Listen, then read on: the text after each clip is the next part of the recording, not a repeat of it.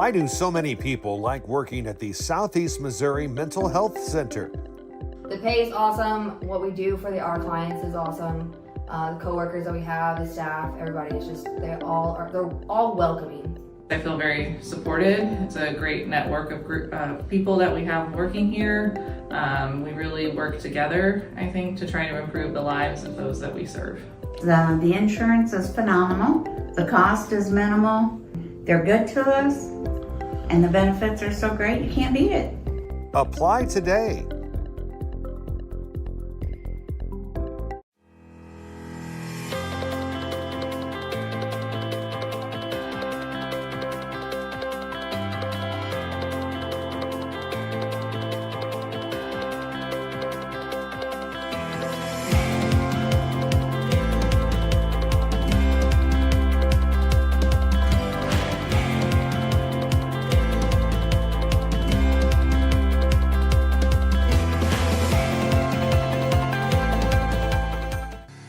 When comfort matters, count on Capayas Heating and Cooling. Proudly serving St. Francis and surrounding counties, they are your local Bryant Factory authorized dealer, delivering top quality heating and cooling solutions for your home or business.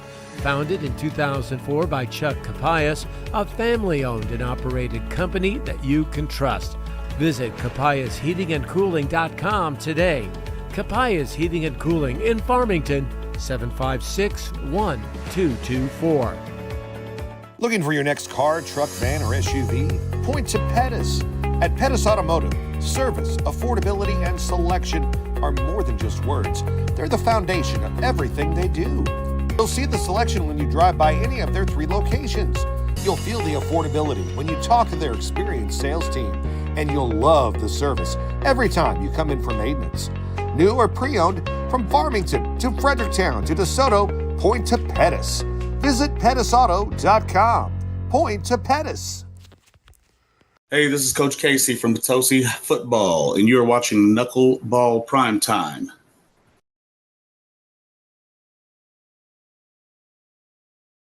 Hi, and welcome to the Knuckleball Primetime. Live from the barn office, you got the Mocs here, and I'm joined with Coach Casey, the Potosi Trojans, via Zoom right now. Coach, how are you? I'm doing good. How about you guys? Doing really good. Central at Potosi. Parkland Sports Live will be on the call with Greg Allen, Mike Reeves, and Coach Stolzer. Catch the live broadcast on the Parkland Podcast Facebook page and the Barn YouTube channel, and the pregame with the Knuckleball Primetime. Big week for you this week. Yeah, it is. It's one of those that we kind of feel like we're getting back into the groove of things and just gonna kind of try to keep things rolling and keep improving each week. But every game is a big game for us right now. So, but this one's a little different twist. It's got a little bit of a storyline, which us media guys, we love those kinds of things because it gives us something to talk about. But obviously, you were with Central for how many years were you with Central? 8, last 8 years. Okay. So you know the program very well. You know Coach Schweiss and Coach Jones very well and that staff and the players too. So, is there an emotional attachment to this week, or do you just try to treat it like the next opponent? I mean, I think you try to treat it like the next opponent as much as you possibly can. Obviously, I'm still really good friends with all the coaching staff over there, and I know all the kids over there, really good kids. And, so it's one of those things that I think I know I'm in the mindset, and I know they're in the mindset of, yeah, we can be buddies and everything. But whenever the game starts, it's, you go to battle, and they don't want to lose a football game. We don't want to lose a football game. So I think it's just it's the challenge of just playing football. I think that's where the fun part of it comes in. And that's how I'm looking at it. Yeah, and I've been a coach before, and I've coached against some of my really good friends. And, that doesn't mean that competitive spirit, that I put it aside. In fact, sometimes it's there even more so. I can be your friend and still want to kick your ass, Right. And that's part of having that competitive spirit. So I would say, I can understand that. I can understand that feeling. But I think a lot of people, both communities are pretty excited because there is that additional extra storyline.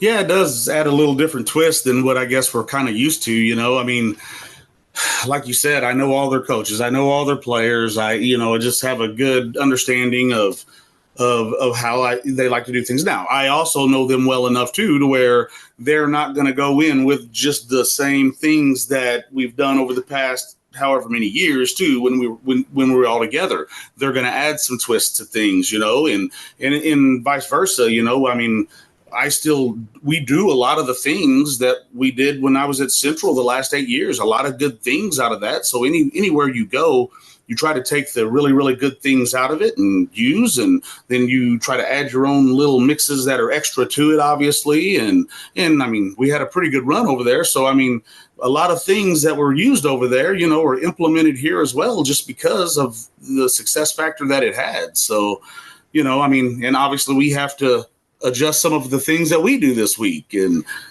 so it's going to be an interesting way to see how both teams kind of counteract each other on that part of it, because I think both teams do know each other really well. But I think it'll be fun. It'll be good. Let's back up a little bit. Let's talk about the Trojans. Mm-hmm. At the midway point of the season, you're sitting at 2-3. You had a dominant win last week, a really close loss, which I actually talked to some of the St. Gen coaches pre and post game when we covered them last week, and they said some really nice things about the Potosi Trojans. What do you know about your team so far? Well, I think that, we are still – I don't think we've played our best football yet. I think we're still in that process of kind of figuring things out, if you will. I mean, I think that we've got a good idea now. I think we're well into it enough. But, we've talked about it as a team and talked about it as a coaching staff, getting kind of a late start, that kind of hurts in football, because a lot of teams are starting to work on their stuff in April and May, June, July. Well, I was still working at Central until the end of May. We didn't get started over here until June. Then you got to start meeting kids and kids deciding if they want to play for a new coach and this and that. You don't have very good numbers in the weight room because kids aren't sure yet. And I would say, honestly, about the end of July, we felt like we were really, okay, now we can get started because we've got all the guys here that we need, all the guys that are committed and ready to go. They're all here. They're showing up. They're kind of figuring out some things. Then you start kind of implementing new things and new ways of doing things and styles. So it takes the kids a little bit to adapt to that. They're used to doing it a certain way. Well, it takes a minute for them to kind of fall into a pattern that they're not used to. So I think now we're starting to finally get that common area that we kind of understand. They know me a little bit better now. I know them a lot better now. And I think the comfort level is starting to get just way better than what it was early on. And we knew we'd have some bumps and bruises early on. For one, we're still growing and figuring things out. But two, those first 4 games, I think the combined record of all those teams it's really good. I know that it was like 13-2 at one point in time. I mean, it was good quality competition. So, we knew it wasn't going to be easy anyway. All good teams, and and I expect nothing different this week. Central got off to a really hot start, and they've definitely proved that people that might have been doubting them early, they can play. They know what they're doing, and with that coaching staff over there, they're going to be prepared and ready for anything you bring at them. So it's been a good learning experience for us, just for the simple fact of, we're playing quality opponents, and I think you have to play some quality opponents early on to see exactly where you're at. And I think it helps get you playoff or week 10, 11, ready. So it's been good for us. Yeah, and I'm a bigger believer in that. I know, obviously, this is your first year there, so the scheduling you probably weren't a part of, I imagine. Mm-hmm. But I like to know where we sit early on, and I think there's a lot to be said about scheduling tough opponents early into your. Now, you might not want them week 1. You want to kind of slowly get into that, and there's some argument there one way or the other. But yeah, I like knowing what I have and who I can depend on, and I always like to talk about what I think is maybe the unsung hero of the leadership. Who are some of the leaders on your team? Our seniors have been really, really good. Actually, our juniors too. They've really taken a grasp to that, and and we've got different types of leaders. We've got some that are vocal leaders. We've got some that are lead by example on the field. Like Noah Walton, for example. He's not a big rah-rah guy. He's not a big, guy like that, but he obviously on the field, he does a really good job, and he's a leader by example that way. Then you got guys also, though, that like Jude Litton and Clayton Richards. Those guys are vocal leaders. They're emotional type guys, so and that's the thing about it. We have probably 8-9 guys that at some point in time they lead in their own kind of way. And I think that's just kind of how football has gone to in this day and age. It's different than what it was 20, 25 years ago. You had those guys up front that were just really gung-ho and but I think you have all kinds of different leaders now. And I think guys, you have to coach guys differently, honestly, too. I mean, certain guys you can get on and you can rip them and they play better. And certain guys you get on and you can rip them and they shut it down and they're done with you, So you just got to learn your guys and understand, how you can coach them, what's the best way to coach them. And as far as being leaders, that's how I kind of started learning who my guys were, which guys were stepping up and trying to get after people and calling people out, and which guys were the guys that just kind of wanted to get out on the field and just let their pads speak. So, and I'm still learning, and for the most part, but I do have a much better feel for it now. Yeah, I feel like leadership reveals itself when things aren't going great, and that's where you can really kind of learn a lot about your guys. It's easy to do football math, and especially when you're a player, when you're a teenager. Well, we played St. Gen down to the very last point, and then St. Gen puts it on Central pretty good last week, and it was a pretty dominant performance. How do we keep the kids and your players from not going too far in advance in their minds anyway? You want to have confidence, obviously, but you don't want to start putting a W on the board when it hasn't been earned yet. No, and we've talked a lot about that. Guys like to try to get a certain narrative in their mind before the game starts, and it just doesn't work like that. And I told them we're not in a position to even think like that at all. I mean, right now, going even into last week, they see Fredericktown's record, but I'm like, guys, we're only 1-3. So, I mean, you can't really say that that's anything. And then on any given night, obviously, if you have two teams that are good football teams and one gets off to a fast start or one has a big momentum swing or whatever, only teams that are just like the dominant teams can go out and still dominate when they're not doing things right and playing well. And teams that aren't at that level, they just cannot afford to give up anything. And that's what we're trying to get into the heads right now, is that, every game that we play from this point on is our most important game.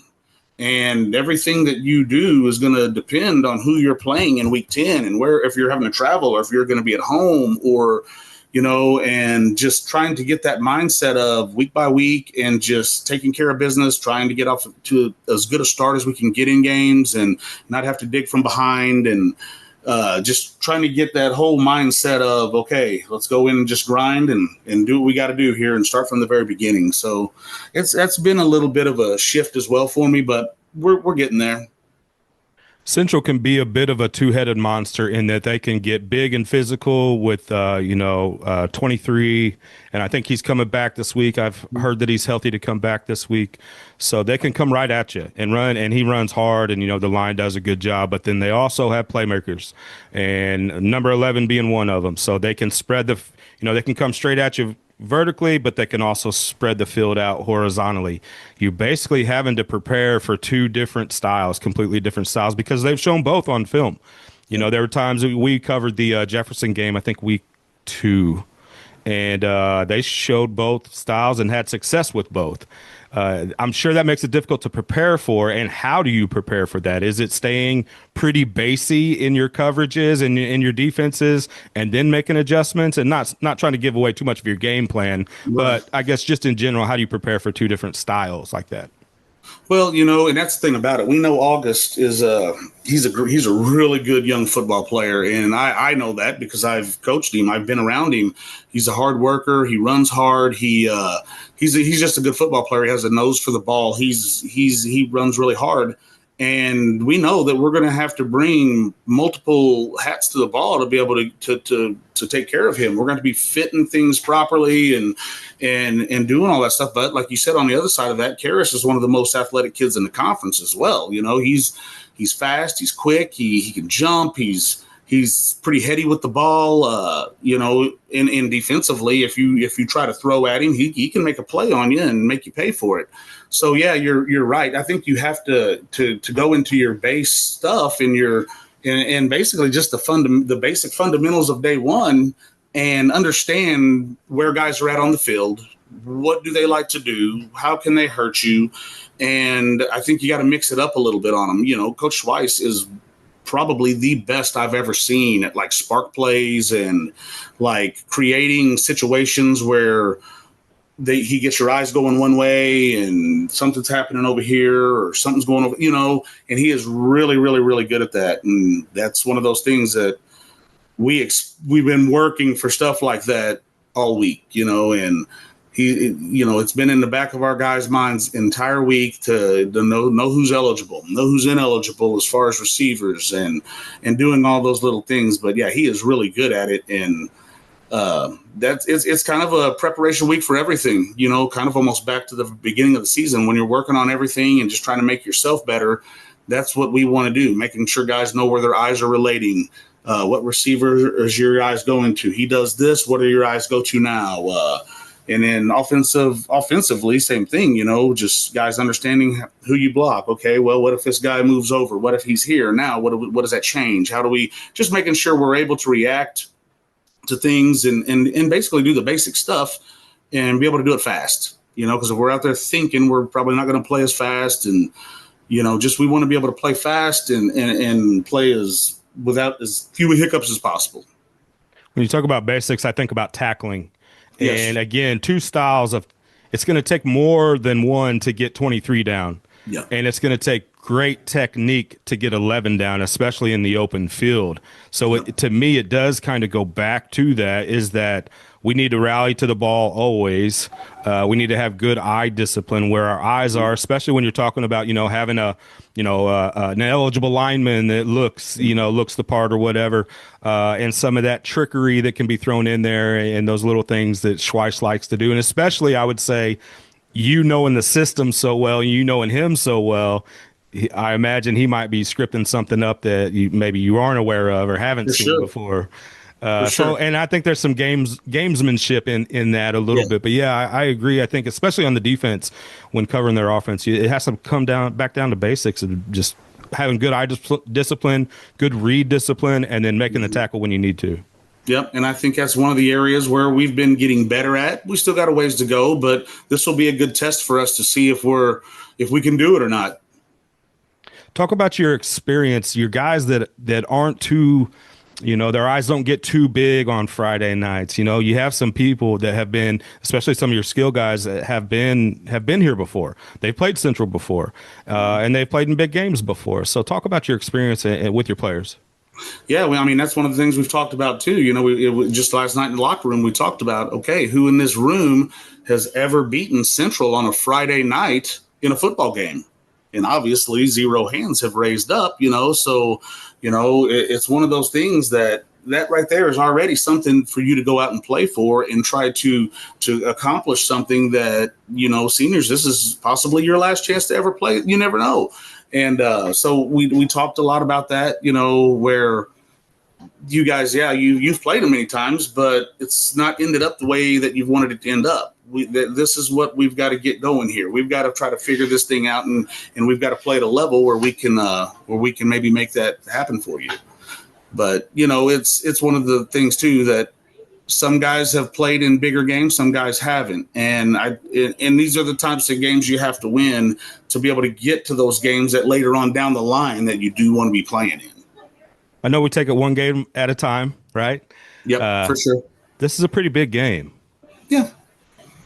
Psychologically, do you have those conversations with your kids because we want to be fired up for the game, we want to have good motivation for the game, but we also want to be able to, you know, kind of regulate ourselves and our emotions where the emotions don't get the best of us and we make a dumb penalty, or, you know, we make a penalty that puts us back a little bit that's going to really hurt a drive or end up, you know, with losing, you know, whatever it might be. So how do you keep that motivation, but then also make sure that your players are playing smart, level-headed football?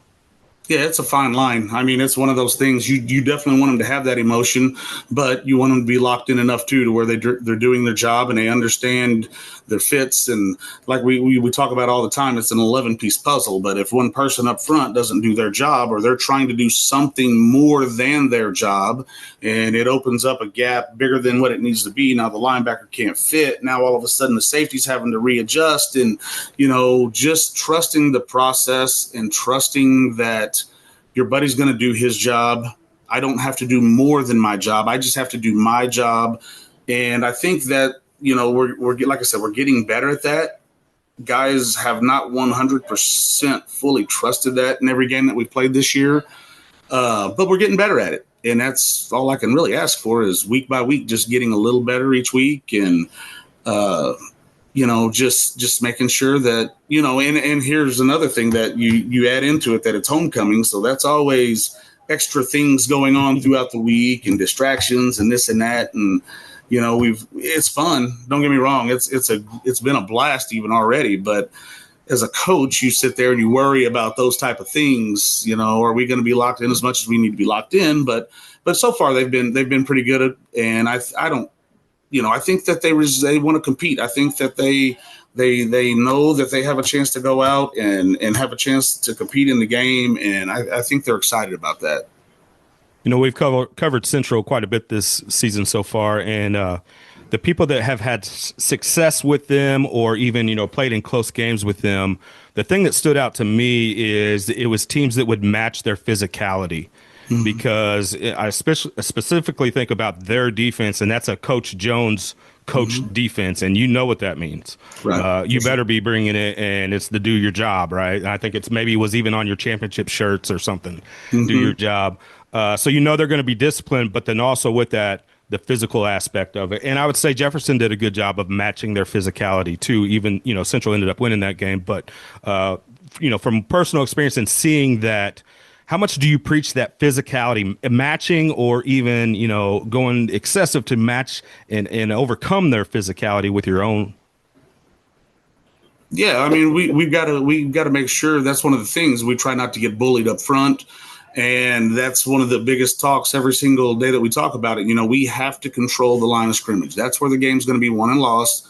And if we're getting pushed back, if we're getting beat up there, it's going to be a long night for us. But if we can match, or at least, enforce that we can be the more dominant one up there, we know that we have a chance to play with anyone that's on our schedule. And that's where it's got to start at, and that's where it's got to begin. And I think that we have gotten better from week 1 to now as far as doing that. So we're definitely growing in that area. But we know this Friday that they're gonna be excited to come over here to our place, and they're gonna be excited to get after us, and we better be ready to match what they're bringing. You mentioned Noah Walton. Talk about him and how important he is to this team. Oh, he's huge. I mean, he's a 4-year starter. He's just a really, really good football player. We've got him playing probably a lot more defense than what he's played in the past as well, and he's handled it really, really well.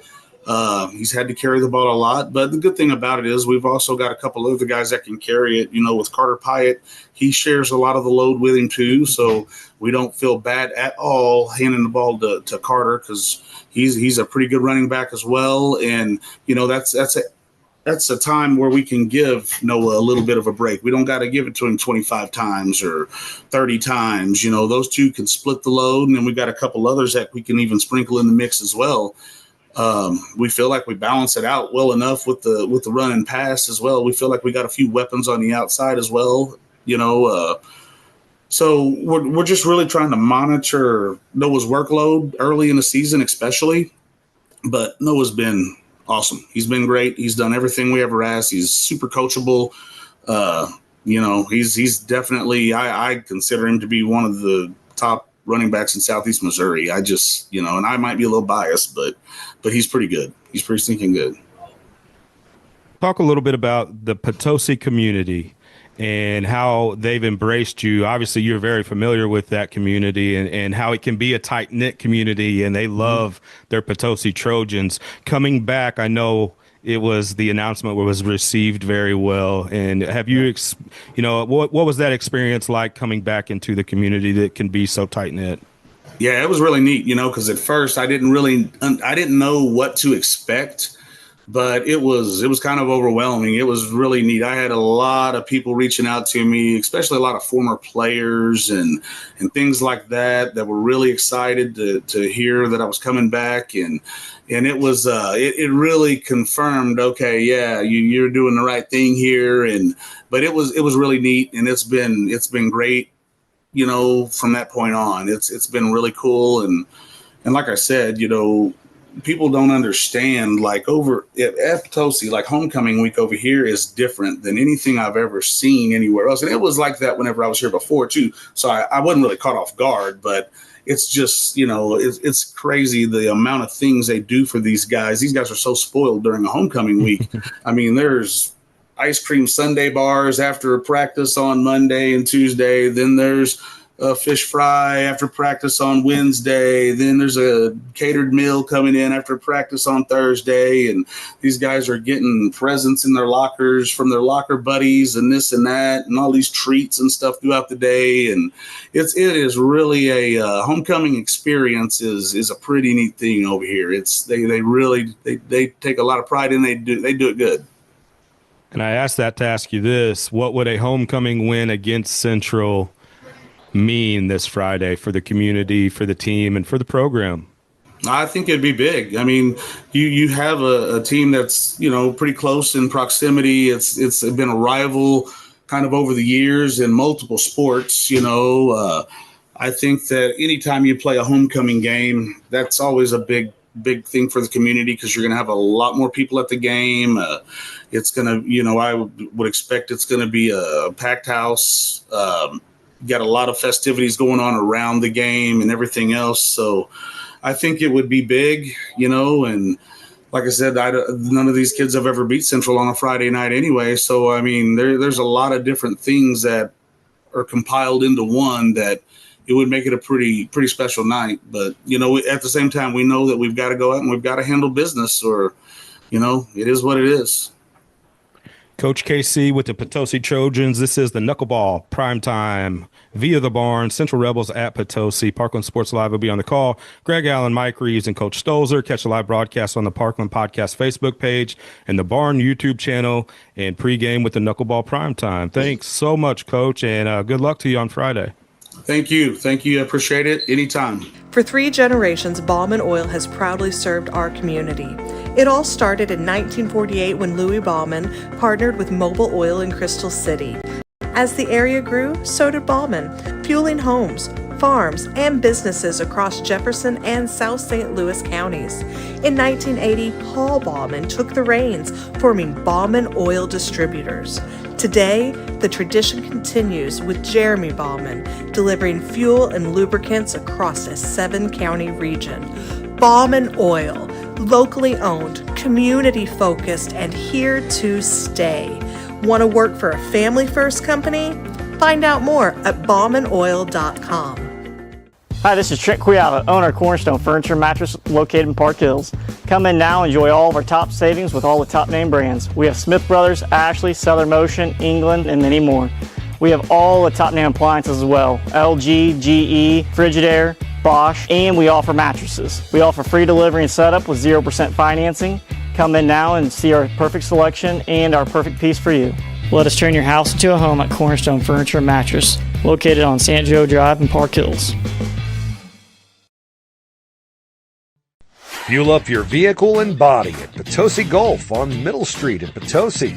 Potosi Golf has an almost 5-star rating with Gas Buddy, so you know they keep their gas prices low. Couple that with great deals on food and drinks, and Potosi Golf can become your first and last stop of the day. Conveniently located near Highway 8 and 47, you can always get in and out quickly. Fill her up at Potosi Golf.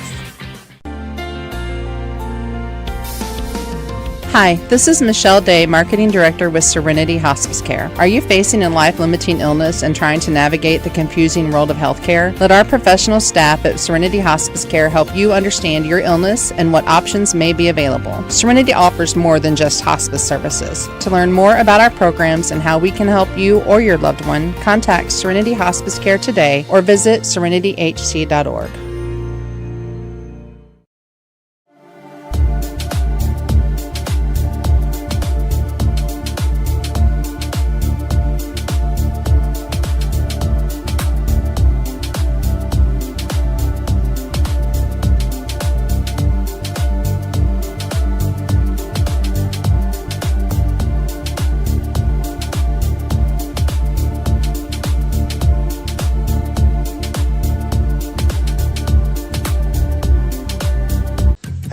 kids, let's go to the Catfish Kettle. Everyone's favorite is the Catfish Kettle. It's been a landmark in Farmington for almost 40 years. Get the famous all-you-can-eat catfish, chicken, shrimp, and homemade sides served family style for lunch or dinner. Or enjoy tilapia, crab cakes, fish tacos, frog legs, or even gator tail. All ready for you for lunch or dinner at the Catfish Kettle. Located at Karsh in Maple Valley at the entrance to Farmington. See the full menu at catfishkettlerestaurant.com. Do you often ask others to repeat themselves? Is the TV volume creeping up higher? Hi, I'm Dr. Karen Melton, and it could be time to have your hearing checked. Hearing loss happens gradually, making it hard to notice.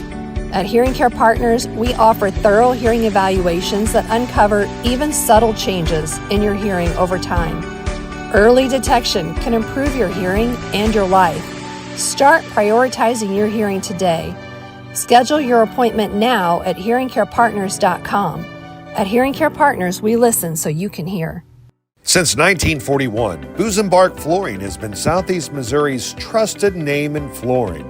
This family-owned business features top-quality carpet, tile, and hardwood, along with countertops, kitchens, and bathrooms, all with expert installation. Need to haul it? Busenbark Trailer Sales has you covered. Come see the large selection of dump trailers, equipment haulers, goosenecks, livestock trailers, and more. Visit busenbarkflooring.com and busenbarktrailersales.com, or stop by and see everything at the Fairgrounds exit on Highway 67.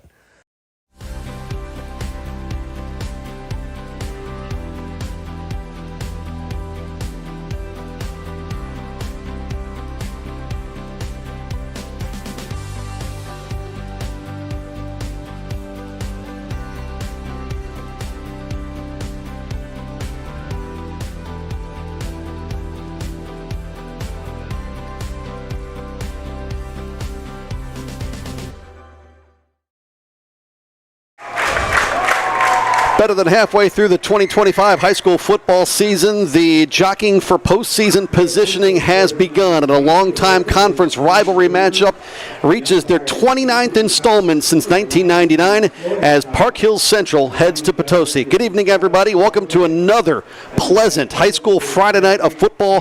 Greg Allen behind the mic along with Mike Reeves on Parkland Sports Live as we bring you the Central Rebels coming off a loss last week at a broadcast game that we had for you here on Parkland Sports Live to St. Gen. The Potosi Trojans, they were busy drilling Fredericktown on the road 48-15.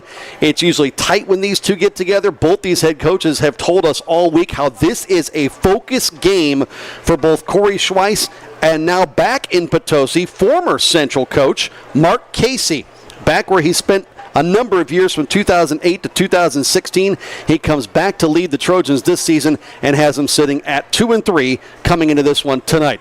A lot to talk about, a lot to look forward to. Weather will not be an issue. Another gorgeous night. Mike, great to see you, partner. Same here, and this is something, it feels different when these teams play, even though I think if you went historically over recent history, let's say recent history, you feel like, well, Central's been the better team most of the time, and they win the game most of the time. But there's something about the way the game feels, and there's no way you can avoid the Mark Casey. 8 years at Central with amazing success while they were there, including that state championship, and then back here to his old stomping grounds where he spent time before.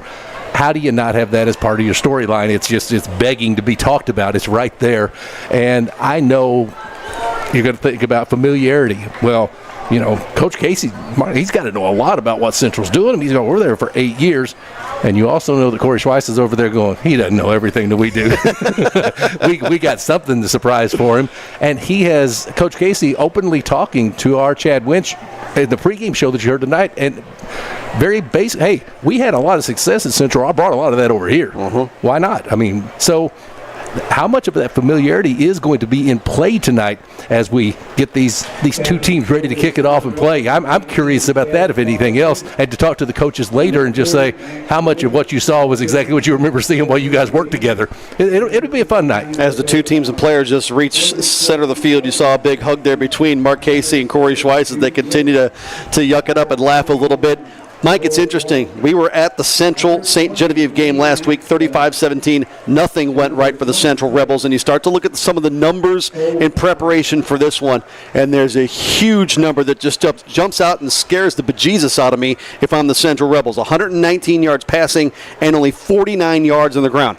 Central's defense got shredded on the ground by St. Genevieve last week, and Potosi last week ran for 322 against Fredericktown. Central's going to have to figure it out how to stop the run tonight, or they could be in for a repeat of what happened last week.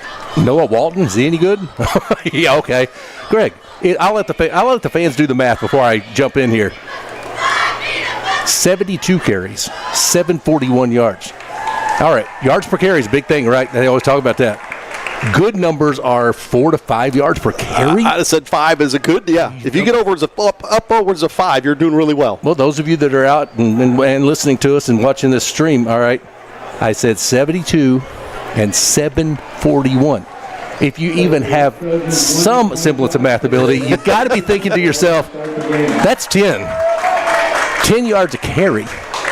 That's insane numbers. That's hand you the ball, you get first down. That's the way it works, Mike. And that's something you're obviously, how do you not keep an eye on that? He spent so much of last year injured, and that hurt the Trojans so much when he was unavailable, as you can now see through those numbers. But the good thing from their perspective, they do feel comfortable getting away from him when they need to occasionally. The temptation in my head would be 30, 35 times a game you're going. And you don't want to completely wear a kid down, especially one coming off an injury from the previous year. So, yeah, Central better find a way to stop the run because they are going to have to face it tonight, and Walton is as good as anybody that they will see for most of the year. Great to have you with us for the Knuckleball Primetime pregame show. We've been bringing that to you here on Parkland Sports Live. Again, thrilled to be with you. Greg Allen, Mike Reeves, our entire crew here in Potosi tonight. Should be an entertaining matchup. Rebels at 3-2, Trojans at 2-3. 29th meeting between these two since 1999. Central is 20-8. In the previous 28, they've won 7 straight and 15 of the last 16 between the two. The only Trojan win during that stretch, a 2018 defense was of the discussion that night. 7-6 Potosi won by a penny back in 2018. 78 degrees in Potosi as we get it underway with this quasi-onside kick that's free and loose, and Central jumps on it, and the Rebels come out, kick it off, and recover it with Kane Husky. And Mike, you talked about injuries. We talked about this last week. As much as you want to mention Noah Walton, Central should have one of their tops back in August Black, as he should return out of concussion protocol, and he jumps right on the field for play one on offense. What a way to start a game. And if you aren't familiar over the years with what Park Hill Central will do, they normally have at least one, maybe two things a night that will take you by surprise that you don't expect. Well, an onside kick on the opening kickoff is one of those. It wasn't your prototypical onside kick. Kicked it right at one of the up men, not a hands man, if you will. It bounced off of him and then recovered, and here we go. So we'll see if Black gets the opening carry, and he'll get the direct snap and try to turn the corner, and he may have lost a yard. They started at the Trojan 39, and this one probably spotted right about that, maybe the 40. So not much gained on play one of offense. In fact, nothing gained, nothing lost. Second down and 10 coming up. 23 in white. August Black, 46 carries on the season, 334 yards. That's still 7.3 per touch. He's had one rushing touchdown this season, and again out last week in the St. Gen game with concussion protocol, but he is back. And boy, what a difference maker he is for the Rebels. He takes the direct snap again this time, and he's across the 35. Mike, it'll be interesting to see how Central can move the football tonight. They had such a difficult time of that last week. Couldn't pick up first downs, couldn't pick up hardly many yards. I was shocked when I looked at the stats that Kory Schweiss provided. They only had 3 incomplete passes the whole night. Now, they only tried 15, completed 12, but it felt like It didn't feel like a 12 for 15 night in the passing category, that's for sure. Well, it looks like they've simplified things quite a bit for these first 2 offensive snaps. This time it's Karis Foster who takes the snap, and he's across the 30, and he's close to the first down marker on what was third down and about 5. And they will move the sticks. So 3 plays, all on the ground. Central trying to establish the run. Well, 3 plays, 3 direct snaps to your running back. A little bit different look there. Brody Pigg was at the helm last week.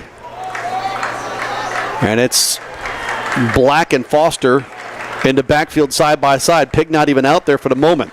This one comes to Karis Foster. He'll try the right side. He's got space and a burst and down inside the 20.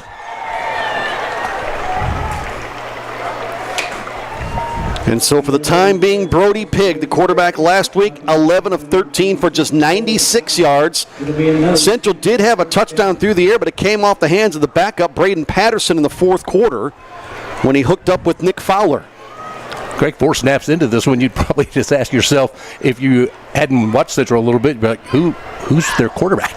Because they've snapped it 4 times, and 2 of them went to one of your backs and 2 went to the other. That's how they've handled things here at the outset. Black and Foster back there again, side by side. Single wideout is Nick Fowler to the left. Foster gets the snap this time and tackled shy of the 10 by about the 12. Well, no bones about the fact what the Rebels have tried to do here in this opening drive. The pseudo onside kick recovered at the Trojan 39. Bringing up a 2nd down and 4. A beautiful setting on homecoming night here in Potosi. Nice sunset off to our left. Temperatures at 78 degrees. Fowler again split left. Other than that, they're big inside the tackles for Central on this 2nd down play. Foster again tries to hop over the 5-yard line and still on his feet, pressing towards the goal line, and they'll wave him down around the 2. It's been 6 plays, all on the ground, 2 first downs and a 1st and goal. They put the football at the 3. Central lines up quickly.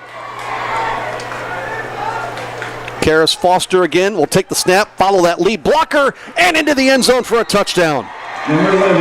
His 4th on the ground this season. And the Rebels took all the way to the 4th quarter last week against St. Gen to finally put points on the board. This time they come in less than 3 minutes.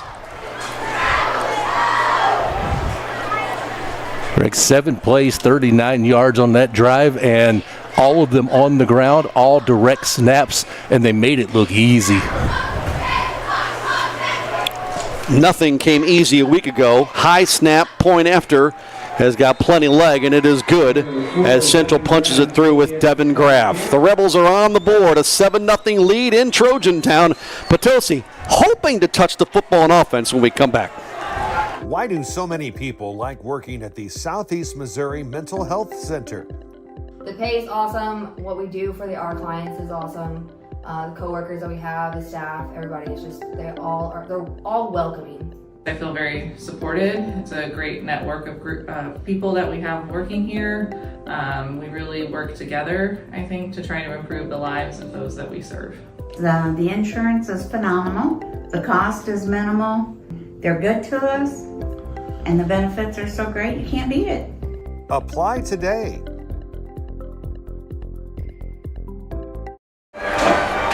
Well, how different a week makes for Kory Schweiss and the Central Rebels. 39 yards in 2 minutes and 53 seconds on 7 plays. And straight into the end zone for a 7-0 lead on the opening possession. Greg, one of the things I like about the direct snaps is that they are, at least through the first possession, Foster and Black line up shoulder to shoulder. As a defense, you're not 100% sure who that snap's going to. The last 5 of them went to Foster, and they just kept rolling with it. A little more standard issue kickoff this time, taken from the 17, and good space and a good return for Potosi, coming all the way down the near side sideline this time. And it's Devin Graff to knock the ball carrier, Blaine Maxwell, the junior return man, out of bounds. And so Potosi, they will start in better field position with their first offensive series than what Central had after the onside kick. Kory Schweiss and his group over there going, should have onside kicked again. We should have just kept doing it. We would end up in a better spot even had they recovered an onside kick. They're better off now with that big return. They'll rest the football at the Rebel 33. Now your special teams hook you up if you're Mark Casey and Potosi. That's still a little weird to say and probably hear. And now Potosi with David Miller at the controls. They split Noah Walton out to the right. And handoff right up the middle to the 30-yard line for Carter Pyatt. Give you the numbers on Miller for the season. 43 of 69, 447 yards. He's thrown for 3 touchdowns. He's been intercepted 3 times. Last week against Fredericktown, didn't really need him. He wasn't bad in the completion percentage. 63.5%, 7 of 11, but just 67 yards. Potosi did their damage on the ground against the Black Cats, churning out 322 yards. Under 8:20 remaining in the quarter. First period for Potosi. Walton takes the handoff and under siege at the 35.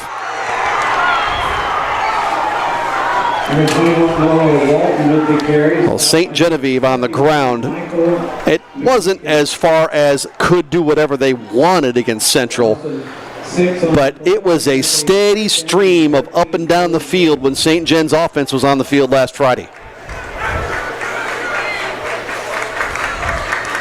Might see Miller put it in the air for the first time here on 3rd and behind the sticks. 3rd and 13. Walton split, trips left, and a timeout. Rebels before that play. Early first quarter.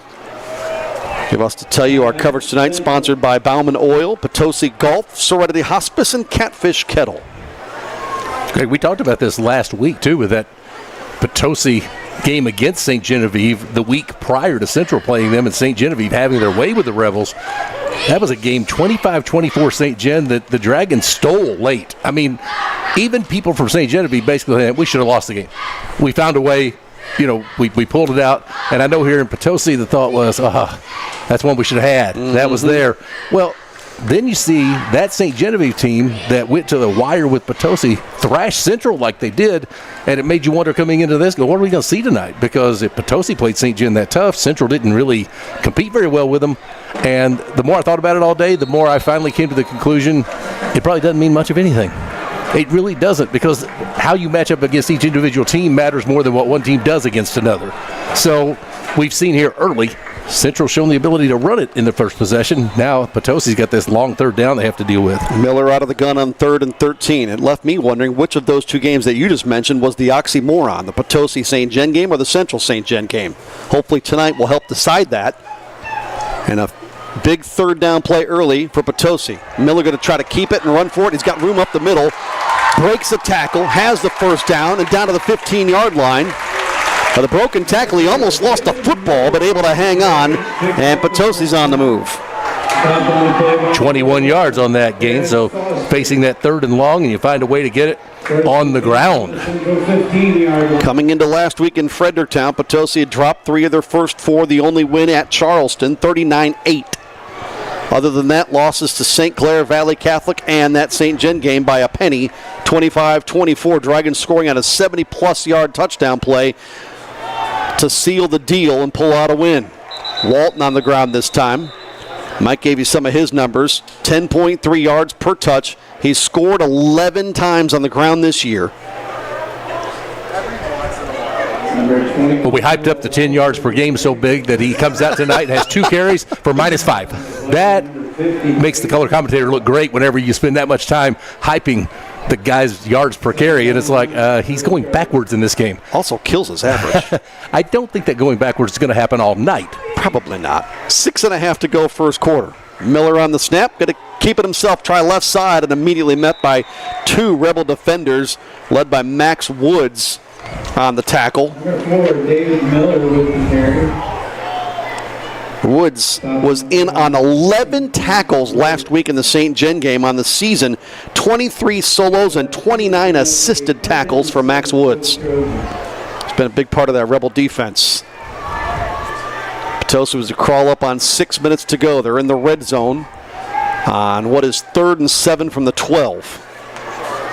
Miller out in the flat to the right side, has a man, sidesteps a defender, and Woods there to help out on that tackling effort down near the 7. Thomas Lamming made the catch. He's their leading receiver for Potosi. 20 catches, that's 21. 226 yards coming in and a score. And it's 4th and 2. Bring up a 4th down and 2 for the Trojans. Virtually no wind to speak of. The flag is just outside of your camera shot right now, between the goalposts, a little higher than you can see over the crossbar. Here's 4th and 2. And somebody jumped. And that will get the first down on half the distance. Well done by the Trojans on the cadence from David Miller. You see that flagpole to the right of the scoreboard here in Potosi. From the 2-yard line.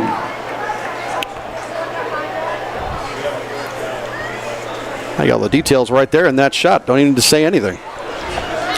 Just keep it on that. Occasionally put it down to the field, and you and I take the rest of the night off. So fresh set of downs at an angle situation for Miller. He'll give Walton. Bounces off the pile and walks into the end zone. Pinballs off the huge mass of humanity straight up front, and then waltzes into the end zone. Noah Walton rushing touchdown number 12. Didn't have the most yards on the ground in that drive, but got the points.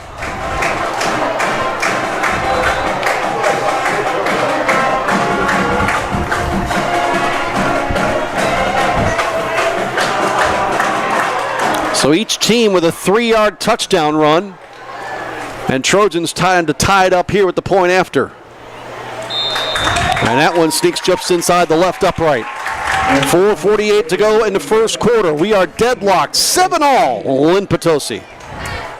When comfort matters, count on Capayas Heating and Cooling. Proudly serving St. Francis and surrounding counties, they are your local Bryant Factory authorized dealer, delivering top-quality heating and cooling solutions for your home or business.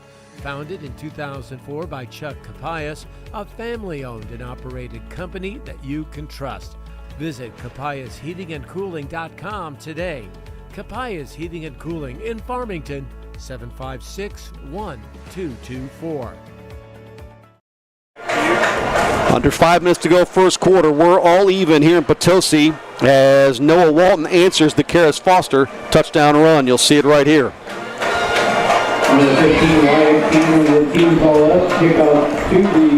Miller out of that shotgun, and somehow 21 in purple just finds a way to bounce off the pile and into the end zone. Yeah, if you wanted to talk about the thoughts in his head, may have been, you're not tackling me, and you're not either. I'm in the end zone, we are on the board.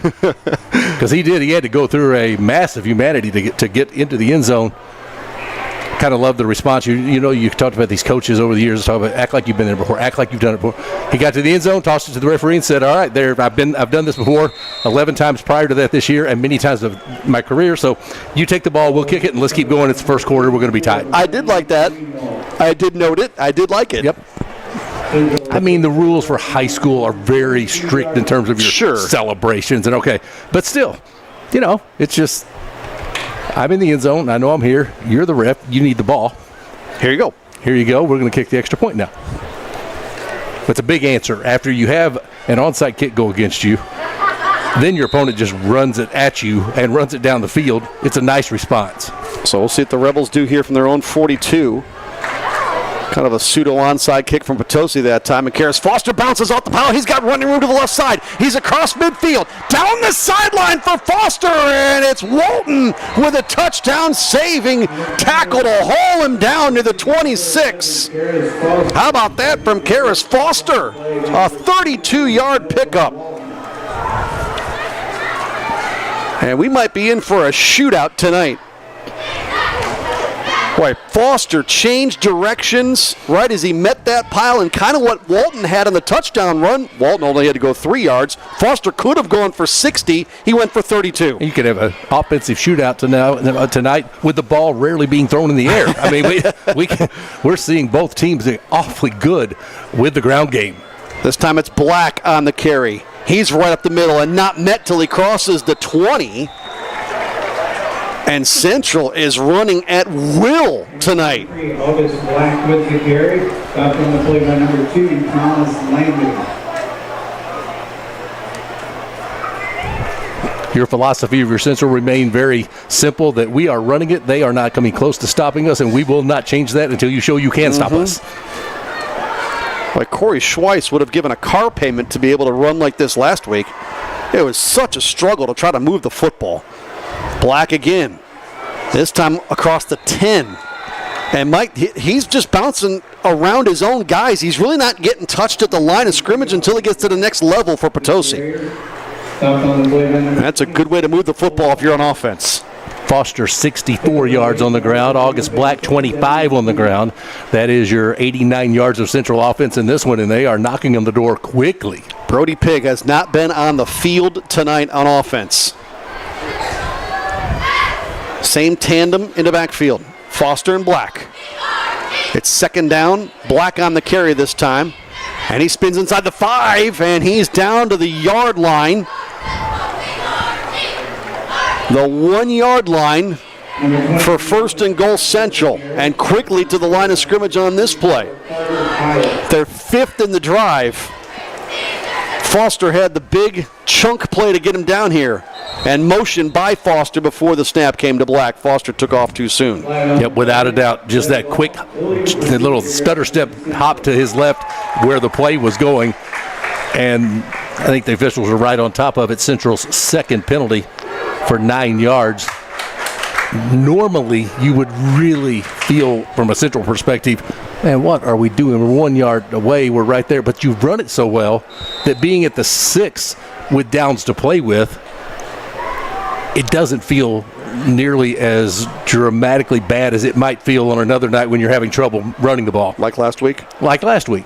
First and goal at the 6 last week might have been a little iffy. How are we going to do this? What are we going to do to get it in? Well, tonight so far, you feel like we got 4 plays to go 6. We should be able to handle that based on what we've done to this point. Snap comes to Karis Foster. He's trying to follow the lead blocker, Black, and he is going to lose yardage on that play. Snuffed out nicely by Blaine Maxwell to string that thing all the way out to the sideline, and out of real estate goes Foster, finally out of bounds. So now second and goal from the 8 this time. Central's been using this little shift when they come to the line of scrimmage. 2 guys will shift either right to left or left to right. And it looks like it's been Max Woods and Chad Cosby that have been doing that, with the intention to set the edge, you would assume, of whichever side they want to run to. They're both Woods and Cosby to the right this time. There's the shift. And a flag flies again. Fowler was out to the left side of the formation, and Central took a timeout. The play clock may have been an issue on that one. And to try to rescue what is second and goal from the 8, Kory Schweiss wants to talk it over. MacTech, ready to roll up your sleeves and dive into a hands-on career? Middle Area College is ready for you. Welding, HVAC, auto tech, construction, and more. Take the first step to a fulfilling career in a MacTech program. Their MacTech industry and technology program is all about getting to work and making things happen. Apply today at middlearea.edu. As the night progresses, Greg, we'll talk a little bit about this, but something caught my attention as I was prepping and getting ready for this game. First of all, the schedules of these two teams coming into this. I think Potosi, you could fairly obviously say, yeah, they had the tougher road to get to where we are than Central did.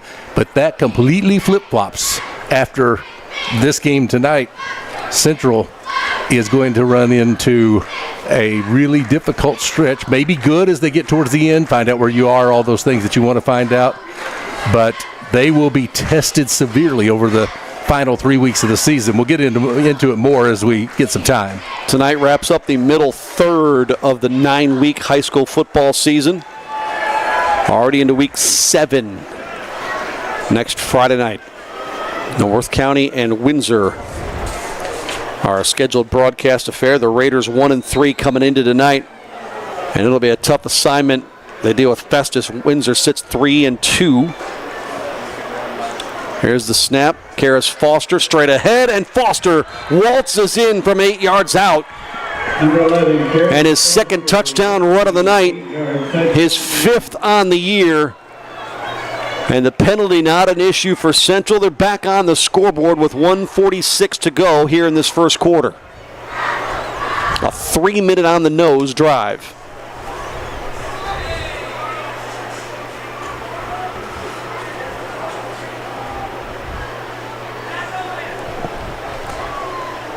Central's point after they feel pressure, but able to knock that thing through from Devin Graff. 1:46 remaining first quarter. It's a good one brewing at Potosi. Trojans get the football down 7 when we come back.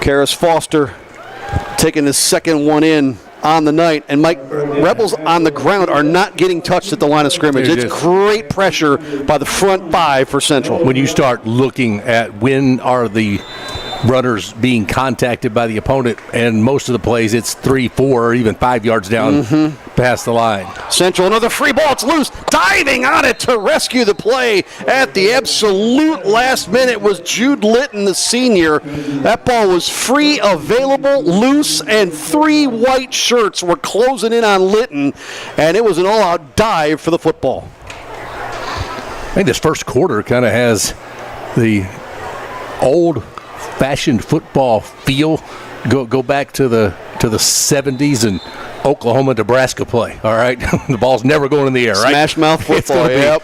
And this game has just seen lineup. We're coming at you, and both teams have shown the ability to run it when they've had the chance. Potosi's been the only team to throw it. This is Walton to the far side of the field, and he's across the 40. And finally run out of bounds. That last scoring drive for Central, 5 plays, 58 yards, all on the ground as Mike mentioned, 3 minutes exactly, and a 14-7 Central lead. Tackled on the play by number 30, Nick Fowler. These two last year, Central at home beat Potosi 34-26. The last game that these two played that either team, I beg your pardon, I'll take that back. The winning team scored fewer than 30 was that 2018 7-6 affair. There's a little toss out in the flat. Noah Walton picks up the first down for Potosi. Stopped on the play by number 40, Max Woods. It will be a Max Woods has been all over this football field already this first quarter, Mike.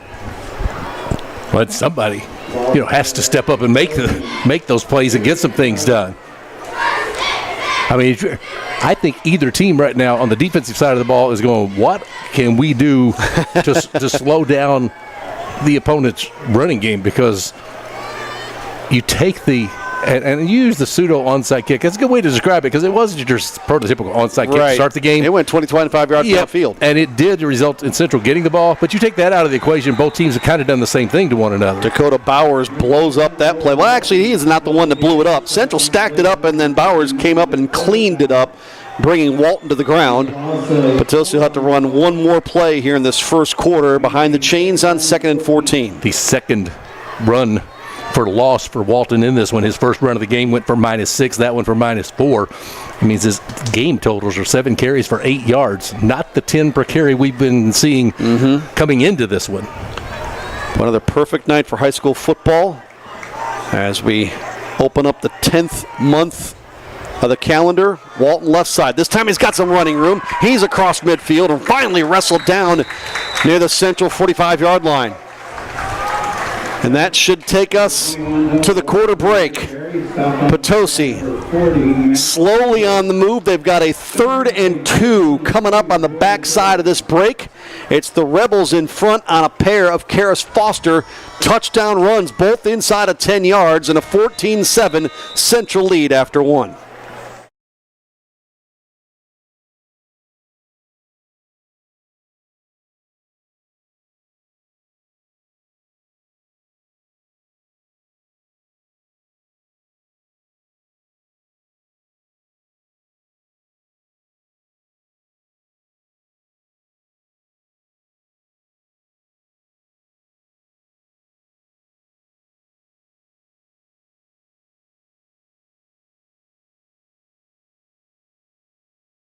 Since 1941, Busenbark Flooring has been Southeast Missouri's trusted name in flooring.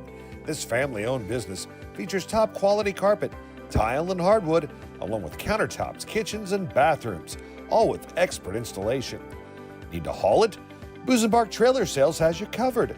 Come see the large selection of dump trailers, equipment haulers, goosenecks, livestock trailers, and more. Visit busenbarkflooring.com and busenbarktrailersales.com. Or stop by and see everything at the Fairgrounds exit on Highway 67.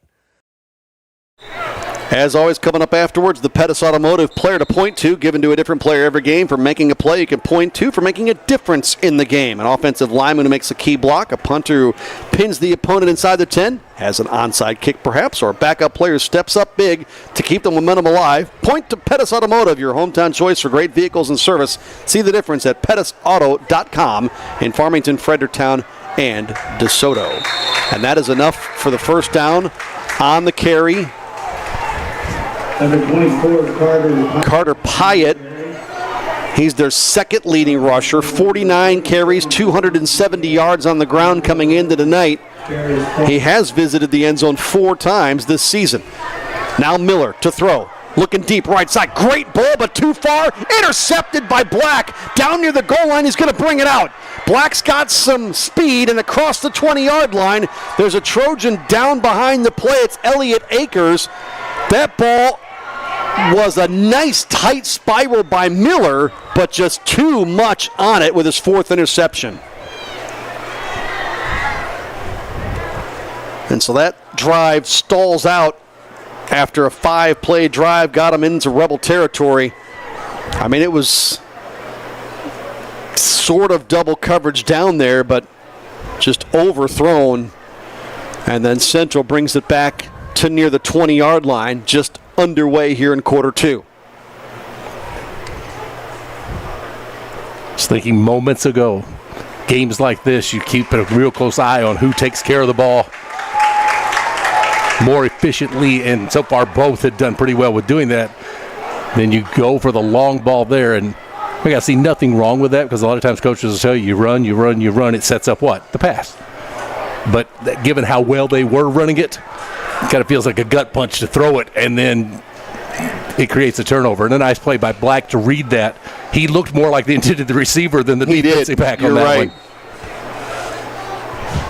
August Black with his first interception of the season. Central does not have a ton of those in that category this year. And they'll start from their own 23-yard line.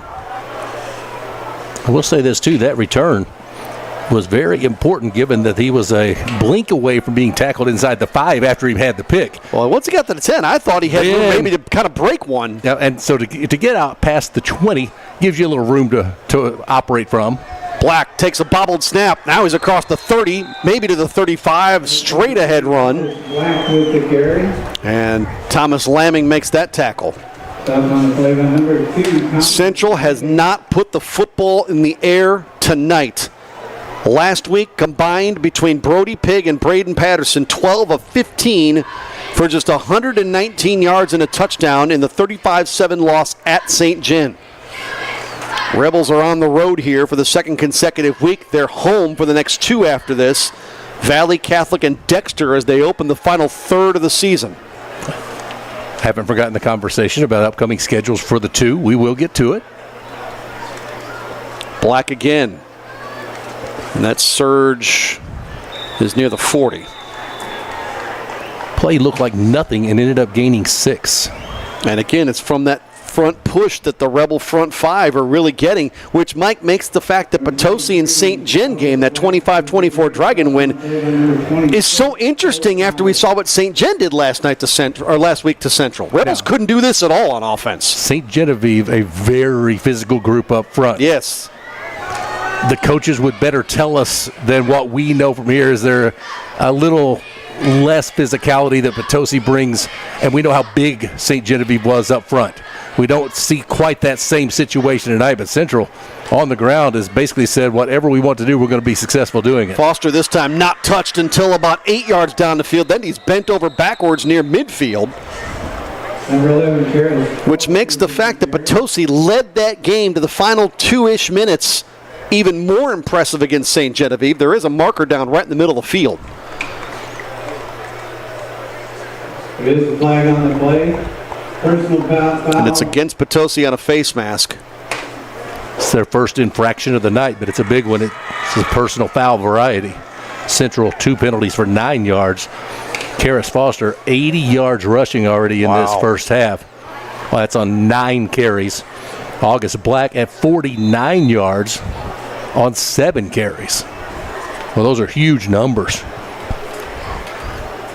And they've been the workhorses tonight, but they've been running behind a front 5 that has been road graders tonight for the red, white, and blue of Central. Greg, I saw personal foul as well as you did, but they only marked that 5 yards. Ball was down at the 50, right? Close to-ish, yeah. It's now sitting at the 45. It just means more yards to gain on the ground for Black and Foster. This time, Black hit right at the 45. And Colt Juliet met him in the hole, and that'll bring up 2nd and 10, no gain.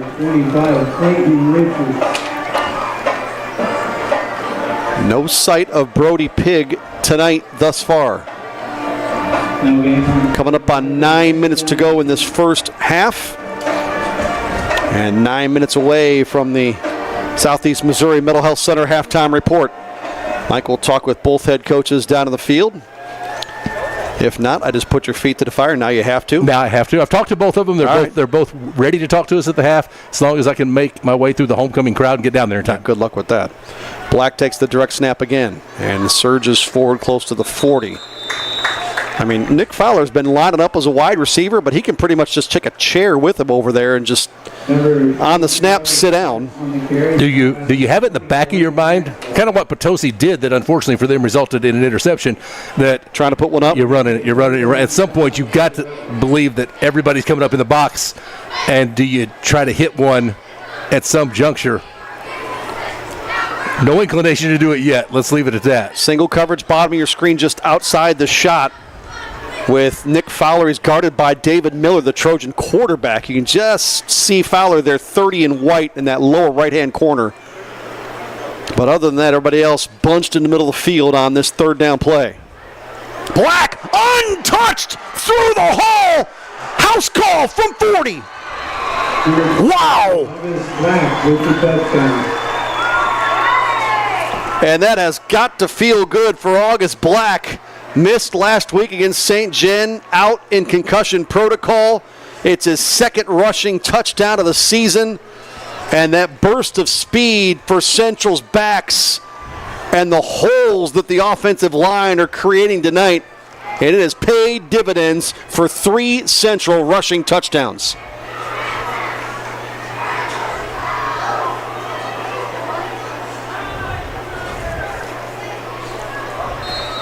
And another point after, up and good for the Rebels. And now a 2-score lead after they capitalize, go all the way down the field after the David Miller interception, and all the yards on the ground. 21-7, Rebels in front on Parkland Sports Live. Do you often ask others to repeat themselves? Is the TV volume creeping up higher? Hi, I'm Dr. Karen Melton, and it could be time to have your hearing checked. Hearing loss happens gradually, making it hard to notice. At Hearing Care Partners, we offer thorough hearing evaluations that uncover even subtle changes in your hearing over time. Early detection can improve your hearing and your life. Start prioritizing your hearing today. Schedule your appointment now at hearingcarepartners.com. At Hearing Care Partners, we listen so you can hear. Out of break, it's going to be August Black, the direct snap, and hops maybe one guy and gone. And tonight, it's the same conversation we had last week, but flip the teams. It's Potosi, Mike, that's got to try to figure something out defensively and how to slow these guys down. Without doubt. 169 rushing yards for Central here with 7:52 to go in the first half. I was thinking after that run by Black, sometimes you wonder what is a guy's 40 time, right? Just time that. He went from the 40 to the goal line. Time it, you'll know it's 40 time. There you go. I mean, he dashed straight in. This is a standard onside kick. Boy, Central's being uber aggressive to try to get possessions in this game, but that one's covered nicely by Potosi up front. I thought it was Cole Juliet, the senior, that played it. He stays out there to play in the offensive line, and the Trojans get the football at midfield. Juliet recovers the ball. Trojans start first and 10 from the 50-yard line. That last drive, 5 plays, 77 yards, 2 minutes, 35 seconds, and a 21-7 Rebel lead. Every single yard that Central has gained on offense tonight has been on the ground. Kind of feels like a night that, as nice as all these turf fields have become, this game deserves grass field, dirt. I would say mud, but it doesn't rain around here anymore. But anyway, some places got rain yesterday, and some even got storms that caused some damage in the Park Hills area, Deloge area. Brief 5-minute, 10-minute hit storms. Here's a straight-ahead give. Potosi with Noah Walton. He'll pick up 4. 21 Noah Walton with the carry.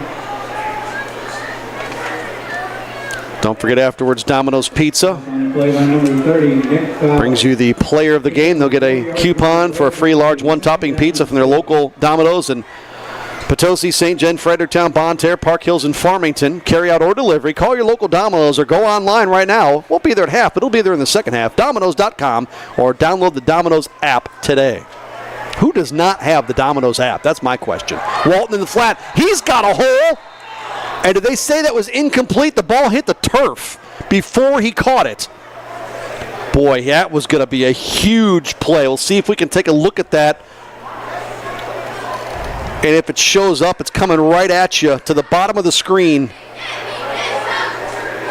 They say his knee was down, maybe? Okay, they could say that, Mike.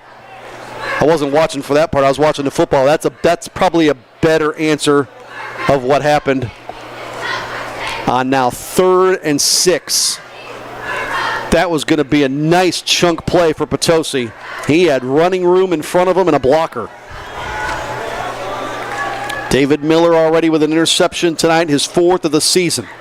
Central capitalized on the last drive and went 77 yards on the ground for the score. This time Lamming makes the catch. He's got a first down, and he's run out of bounds. Completed to number 2, Thomas Landry. Outside of bounds by number 30, Nick Fowler. And so Potosi stays with the offense For the Trojans. as we cross 7 minutes remaining here in this half. Greg Allen, Mike Reeves, our entire Parkland Sports Live crew with you from Trojan Country. Right down Highway 8 out of Park Hills. Go through Leadwood and then Potosi. It's about 30 minutes from Potosi. Takes 4 hours to get here. Here's Noah Walton, right side. Breaks a tackle. Straight arms one guy. Still on his feet. Max Woods tries to wrap him up, but not before a 15-yard pickup nearly on the carry by Noah Walton.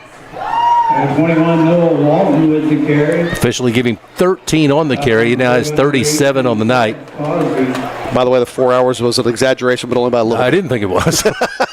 We've made that trek many a time. And the number of people who drive the speed limit or under is or half of the speed limit. And it has nothing to do with the road construction that's currently there. It's just the way it has always been. Option play, flags fly. Here's the toss in the backfield. And out of bounds down to the 10, but we'll check the marker. This could be an illegal formation or motion. By number 30. Nick Fowler. We'll see if this play stands with 6:19, clock halted, second quarter. Give us a chance to run down the rest of the games around the area tonight. The 4-1 Farmington Knights, they're playing host to 2-3 Union, 5-0 Festus at North County. It is a false start against Potosi. How about the matchup in St. Gen? Valley Catholic and the Dragons going toe-to-toe. Winless Fredericktown trying to get their first victory on the road at DeSoto. 3-2 Herculaneum, they're having a decent season. They're at 3-2 Grandview. Hillsboro's 3-2. They host the 3-2 Windsor Owls, a team we'll see next week when the 1-4 North County Raiders visit Imperial. Jefferson at Perryville, still undefeated Jackson. They've put up better than 50 points in each of the last two games. They are 5-0, dealing with 4-1 Cape Central tonight. 1st and 15 Potosi after that procedure call. Miller going to try to keep this, stringing out to the sideline. The Rebel defense able to wrestle him down at a big hit down to the 25-yard line. You've got Sykeston at Poplar Bluff. Both those teams struggling. The Bulldogs at 1-4, the Mules at 0-5. Fox at Northwest, Cuba at St. Pius. St. Vincent has already won their Week 6 matchup by forfeit. 13-0 over 1-5 Bayless. Bayless's football team has a bit of a bug going through that program, and so they thought, we'll take the cautious route, and due to illness, they forfeited that game in Week 6 to St. Vincent. The Indians now 3-3. Yeah, we not talk about that. That brings back 2021 flashbacks. Yep, don't want to go there. Don't want to even ever talk about that again. So, nope, nobody forfeited because of illness tonight. Second down and long. Miller thought he was going to throw it for a minute, then sneaks inside the 20 and out of bounds, shy of the 15. Yeah, that harkens back to really bad things. When you start talking about teams giving games due to illness, that Farmington matchup tonight. Another Potosi penalty is going to wipe that play off the board. Farmington looking to go to 5-1, 8:29 to go second quarter, and they're out big over the Union Wildcats, 28-7, the lead for Farmington at home at Hale Memorial Stadium. Well, Knights are putting together some year on nights they don't play Jackson, but that's going to be said for a lot of people. Unfortunately, from your perspective, you only look at them as the Jackson game. 56-7. And you're probably looking at them rolling up wins and points and going, how? Jackson's just a different animal. Is that a good way to put it? Well, I'll see Farmington 3 times this season. Jackson, Festus, Central. 3 of their toughest matchups on the schedule. My Festus team is awfully good defensively. Yes, they are. Miller on a rollout. Second and a mile. Throws it to the sideline and caught. And it's Thomas Lamming on the end of that reception. Number 2, Thomas Lamming. 4:47 in the second quarter. Going out of bounds. Going to bring up a third down. Hope you're enjoying the coverage wherever it finds you tonight. 14. Here on this October 3rd, Parkland Sports Live.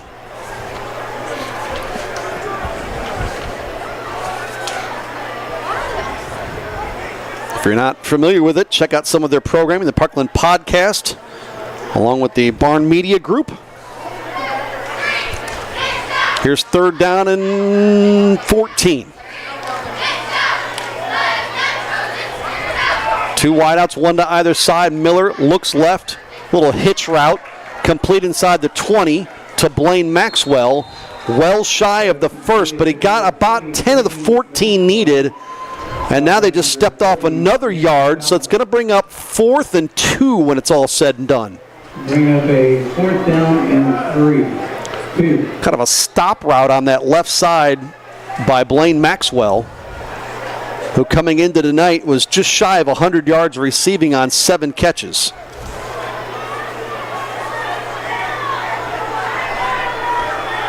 Big 4th down play here for Potosi. Do you keep it on the ground with Walton? Central move, but able to get back as Potosi now looks to the sideline. Or do you let David Miller kind of roll out and figure out on the fly what he's going to do? 4th and 2. And whistles blow before the snap. Timeout, Potosi. And why not take that timeout? The play clock was 1 getting ready to go to 0. It was going to be iffy as to whether you get it off. You looked a little bit discombobulated. That's the part I didn't like. And so it's too big a play to hope you run it right. You've got a timeout. You got timeout to take it and make sure, all right, let's reset things here. And whatever we do on this play, make sure we are fully committed to it and ready to run it. Because if they would have run it from that snap right there, I'm not saying they wouldn't have gained the yardage, but nothing looked like it was a confident way to go about it. I think they were a little confused as to where they wanted to go and what they wanted to do. I like the timeout call. 2 timeouts left for Potosi, 1 for Central. Mark Casey in that huddle. He's right in front of Noah Walton, 21 in purple. Mark Casey in the black hat in that huddle. He was here in Potosi from 2008 to 2016. He went 54-43. They won districts from 08 to 10, 3 straight years. They went 8-3, 11-1, and 7-4 in those 3 seasons individually. He gave way to Ed Haar in 2017. Coach Haar was here for 3. You bring in Dylan Wyrick for 5, and Coach Casey returns. Here's the 4th and 2 play. Now 2 tailbacks behind him. 2 wideouts split left. Walton is the give. He's ahead, and he's into the end zone. Bodies his way for the 11-yard touchdown run. That time a Rebel could really never get a clean shot at him. And a couple of pivots, and it's 6 points.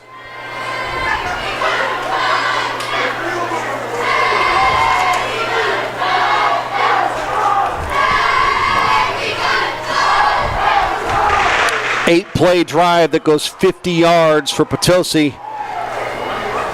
Flag on the point after, so we'll check that.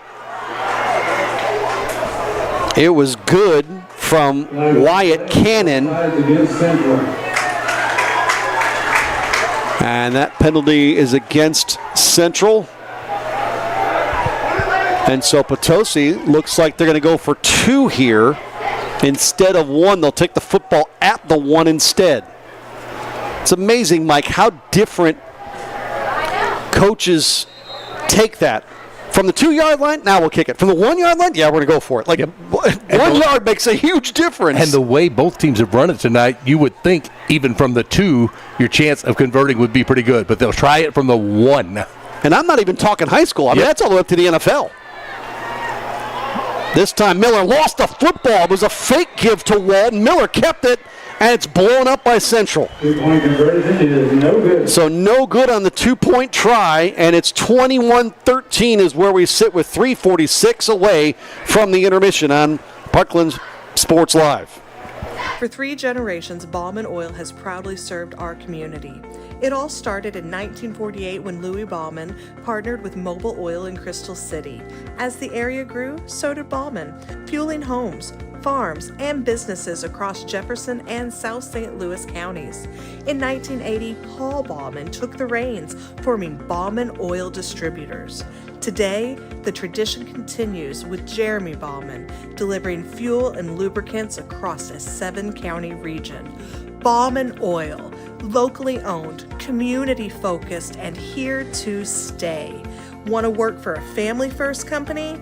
Find out more at baumanoil.com. We kick off to number 2, Brody Cole, and number 11, Karis Foster. There's the touchdown run by Walton, finally tackled, but he was in the end zone, and then the 2-point try, no good. Look, kickoffs have been the story tonight. What kind are we going to get here?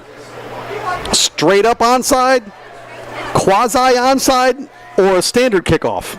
We've seen it all so far. I feel like I want to nix the standard kickoff because that one seems to not happen. There's a little chip shot, and that's an over-the-head catch by Central, and they'll get decent field position out of this down near the 41-yard line, their own 41. So 3:41 remaining in the half. Rebels with their 4th offensive series. They've scored on rushing touchdowns on each of the first 3. 3 yards out from Karis Foster. Foster took it in from 8, and then it was August Black from 40 straight up the middle the last time they touched it.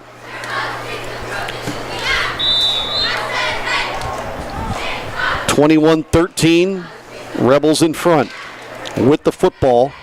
Everything tonight's been on the ground. That will continue on this play. August Black is hit head on. My goodness. Elliott Akers smoked him right at the line of scrimmage. Actually lost a yard, second down and 11. On the play brings up second down and 11.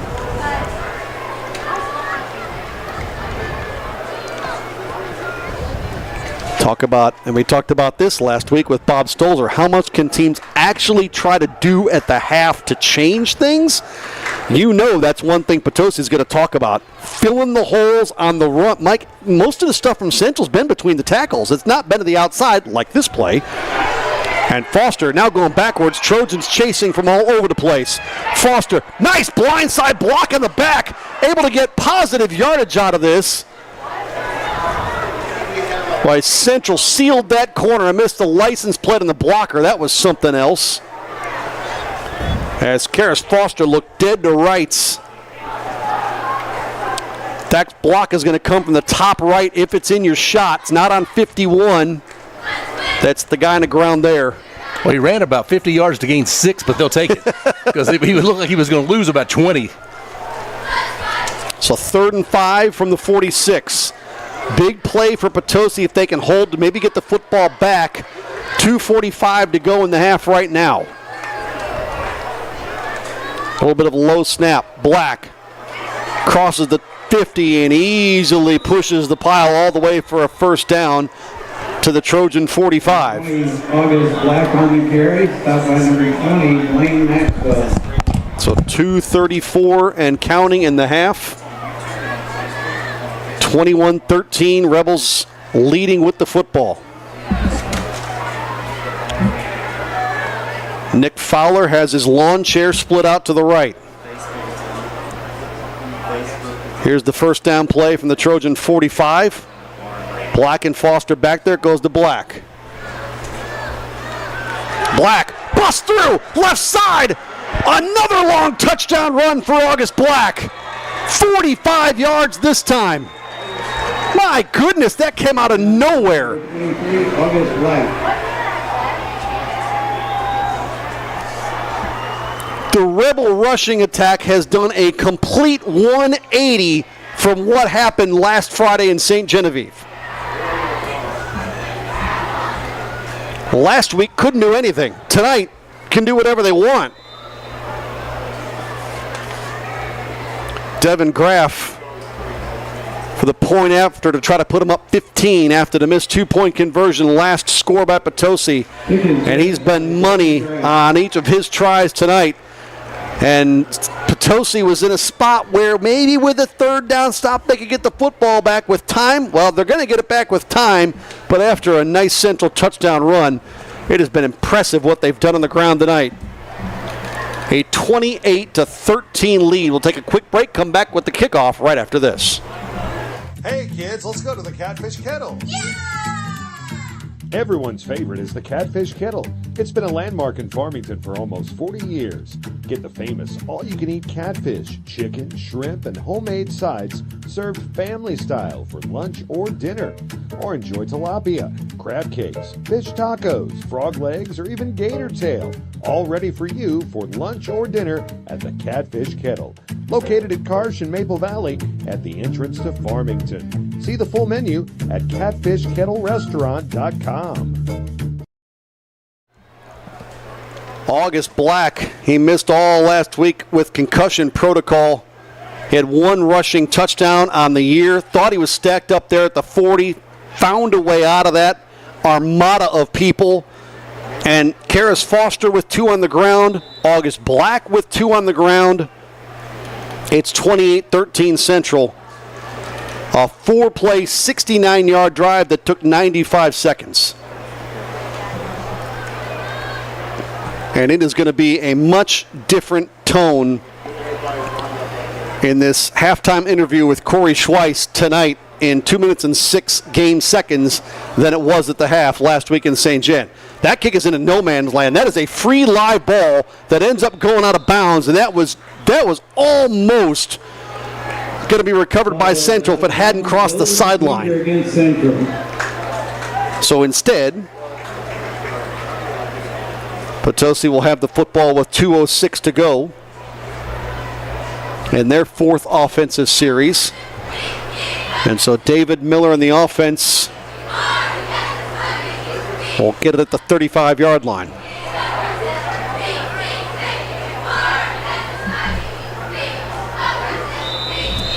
Potosi has had it at the Central 33, their own 34, midfield, and now their own 35. 2:06 to go in the half. Miller, RPO, and he gives the handoff. And sidestepping defenders, and finally, still on his feet, he's busting out of a pile. This is Noah Walton, and this is going to take one play to go 65 the other direction. And the shootout continues in Potosi. Noah Walton just finding a way to shed defenders and able to finally get to the outside where there was some open field to work with. And after that, he won the foot race.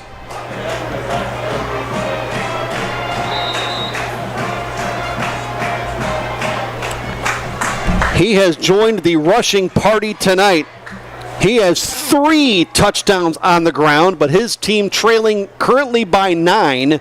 And with the missed 2-point conversion last time, you would think Potosi would go for 2 this time to try to capitalize and get back to the sort of 7 points per score, and that was indeed the case.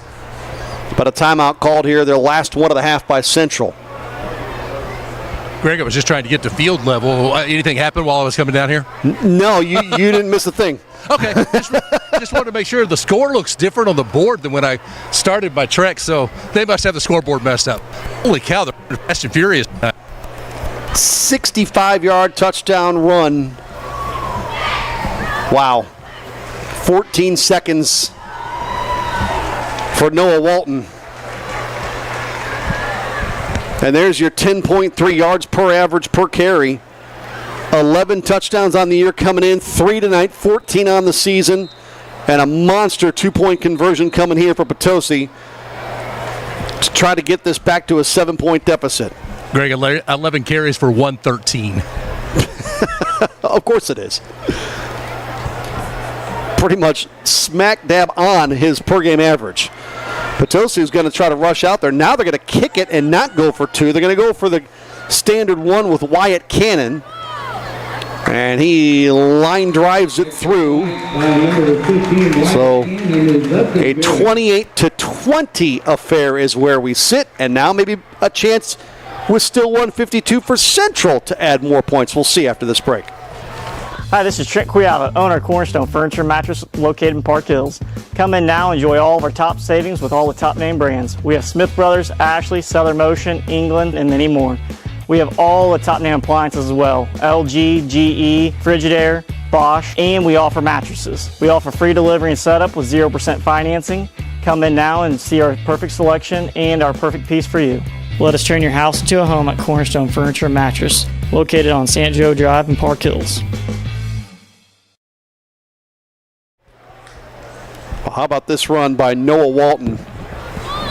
Broken tackles, and then a convoy. Wow. Even right now in this game at 28-20, this will be the 4th time in the last 5 meetings between these two that the losing team has scored 20 or more. Last year, 34-26. 28-20 here, and we're only coming up on halftime. Rebels will get the football back, and we'll see what kind of kick Cannon puts up there. He gives it to August Black. That's not a good decision. And Black, he powers his way close to midfield. They'll knock him down and spot him at the 48. And very much an opportunity with what Central's done so far on the ground. They could turn this into points.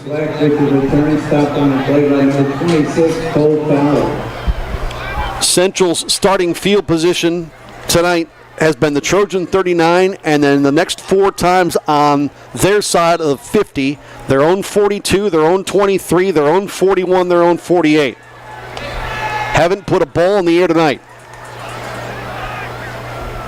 Put it at the 47, technically, and Black runs right into the pile that time.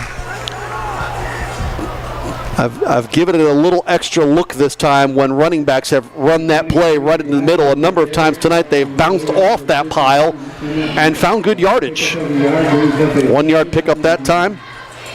2nd down and 9.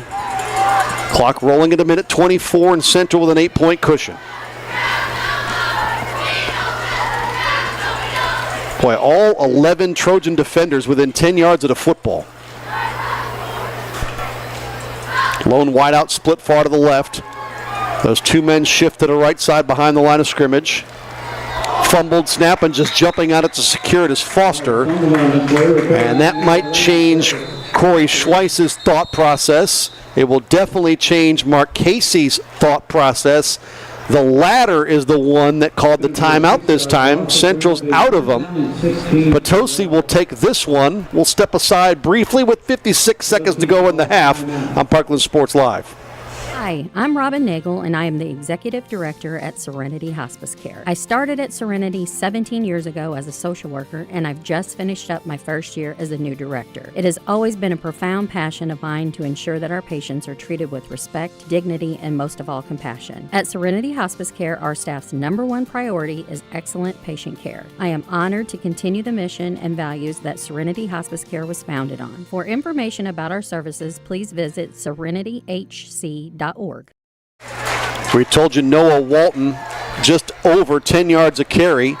August Black just shy of that, 15 carries for 148 yards. 59 seconds is where the clock stops, and here's a 3rd down. Rebels at their own 41. Black met pretty much at the line of scrimmage. Here's another Trojan timeout. That play took 5 seconds.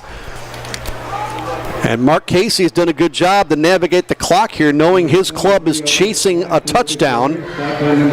The only possession in the entire game that did not result in direct points was Potosi's 2nd drive. They started at their own 34, got it close to the Rebel 30, and then David Miller threw the ball too far in front of the intended target. It was intercepted. August Black returned it on the catch to about his own 20. And other than that, every single time an offense has touched the football, it's ended up in the end zone with points. 54 seconds to go here. Coming up on the Southeast Missouri Mental Health Center halftime report. Serving over 350 patients with over 1,000 employees, one of the largest employers in St. Francis County and growing.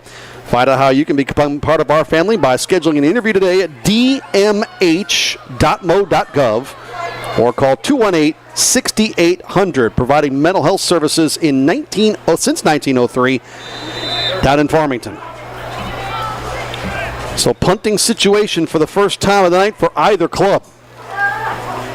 And Potosi is going to get a crack at a decent return here. Thomas Lamming is standing back at his own 25-yard line. Rebels this season, Nick Fowler averaging about 35.5 yards per punt. He stands at his own 28.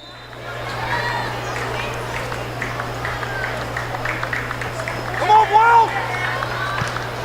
High end-over-end kick will take a bounce near the 30, and Central will down it right there. And so 46 seconds is what the Trojan offense has to work with before that halftime report. And before we hear from Central head coach Kory Schweiss, Mike Reeves is downfield level, ready for that conversation with the head coach of the Central Rebels. Trojans will start at their own 29 officially. Talked about the schedule the rest of the way, the final third of the regular season for these two teams. Rebels get the next two at home, Valley Catholic, Dexter, and then a road trip to Farmington. Short road trip, obviously. Here's the 1st and 10 play with 46 seconds. Potosi is on their home field again next week with Pacific. Out in the flat, same play they tried last series that they could have had good yardage, but they said the knee for Walton was down. This time he's pushed out of bounds at a minimal gain. After Pacific comes here next week, Potosi goes to DeSoto and St. Charles West. Potosi's final home game of the regular season is next Friday. 40 seconds. Potosi will have played only 3 games at home. The St. Gen 1-point loss tonight and next Friday. That's it. 28-20, Rebels in front. Miller barking out calls.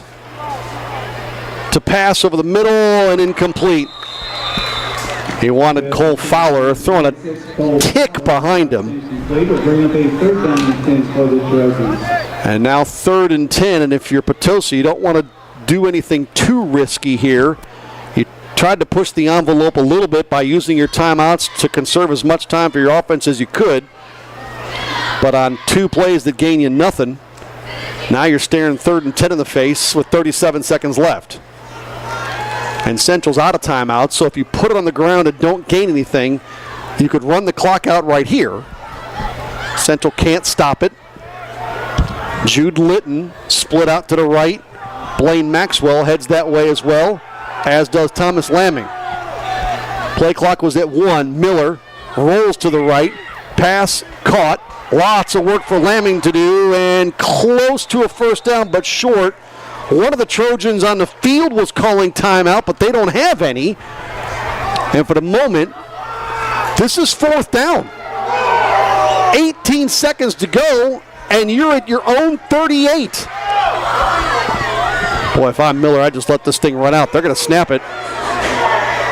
Miller's got room if he wants to run. Clock's at 6. Miller looking for the sideline. He'll get there with 2. Boy, that was a fire drill to get that play off, and a lot of things were not working in Potosi's favor. The clock, the fact it was 4th down, you got to have a first. That was dicey to say the least, but the Trojans get it to work out, and a chance for one final play with 2 seconds to go. Do you see how far David Miller can throw it, or do you keep it short and try to use some razzle-dazzle? Miller coming into tonight had thrown for 447 yards. The interception tonight, his 4th of the season. He's thrown 3 touchdowns. Noah Walton's on his left. 3 wideouts to the top of the screen. 2 seconds. Quick hitter to Lamming. There's the hook and ladder. Now you get a fumble, and that will end the half as the Trojans recover and dive on it. It was Justin Reynolds that got the football, but Central ends the half up 8 at 28-20. And before Mike Reeves can have a conversation with Kory Schweiss, Coach Schweiss, has a conversation with one of the officials. And a rather animated one at that. We'll get to Mike before we get to the halftime report. A 28-20 affair. Coach Schweiss is free, and Mike Reeves is on the field to greet him. Mike, go ahead. Question 1, why are you able to run the ball so well? We'll start positive. Well, I mean, we challenge our kids this week, and our offensive line's playing well. I think, it helps having 2 guys back there that, can run the football, and we're hitting the holes where we need to hit it. Question 2, why are they running it so well, and what can you do to kind of change that? Well, they've got the best running back in Southeast Missouri, in my opinion, so that's one of the reasons they're running it well. I mean, we're there a lot of times, but he's just good, and that's bottom line. I lied to you. I'm going to ask you, can you share what the discussion with the referee was, just the official at that moment? Yeah, they were over here moving when they were trying to go fast, and he was saying, well, I was telling him he had to move up. Well, that's fine. You can tell him he needs to move up, but if they're snapping it when he's moving, that's still a penalty. I don't care what he says. We'll talk to you post-game. All right, thanks. Guys, we'll get it back up to you. A lot of post-game stuff to talk about, too. It's going to be a very busy night, I can think. All right, Michael, thank you very much. Mike Reeves with the head coach of the Central Rebels, Kory Schweiss. He's been doing this a long time as he stands right now in his 22nd season. He has a career mark in Park Hills of 168 and 82. And you see the board there. His club, Central, in front in Potosi, 28-20. 20. Halftime report is coming next. It is brought to you by Southeast Missouri Mental Health Center, and it comes next on Parkland Sports Live.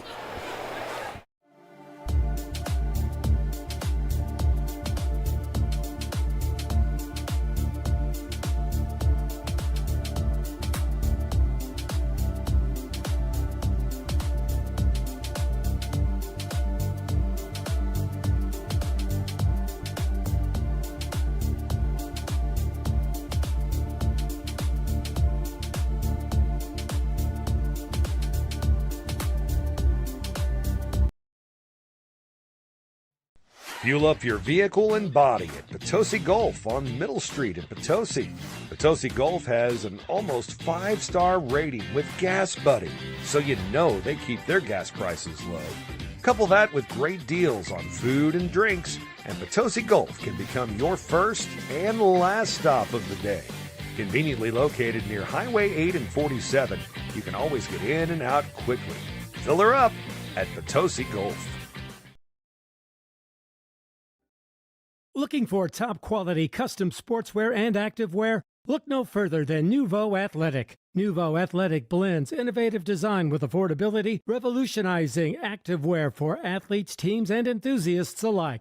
From affordable, high-quality team practice wear to specialty sublimated activewear, Nouveau Athletic has grown to become a leader in sportswear and the industry, especially in cheer. Nouveau Athletic, where passion meets quality in every stitch. For Nouveau Athletic custom apparel locally, contact Tia Cunningham at 573-701-6015. Life can feel like an uphill climb, but no one has to face it alone. Everest Counseling, based in Farmington, has been empowering individuals and families for over 20 years, offering support through life's toughest challenges. Specializing in at-risk youth and serving rural communities, the experienced and compassionate team provides the guidance and the tools necessary to thrive. Whether you're dealing with stress, anxiety, trauma, family conflicts, or just need someone to talk to, Everest Counseling provides personalized services to meet your needs. Contact Everest Counseling today at 573-330-4452. Halftime on homecoming night in Potosi. Rebels trying to snap a 2-game losing streak and try to get to 4-2. They're trying to win their 8th straight over Potosi. Big story of the first half has been the ground attack for both teams. Central has 4 rushing touchdowns. They've been split between Karis Foster and August Black. Potosi, they've got 3 in the ground. They've all come from their leading rusher, Noah Walton. Had 28-20. You see the halftime score. Central leads in Potosi.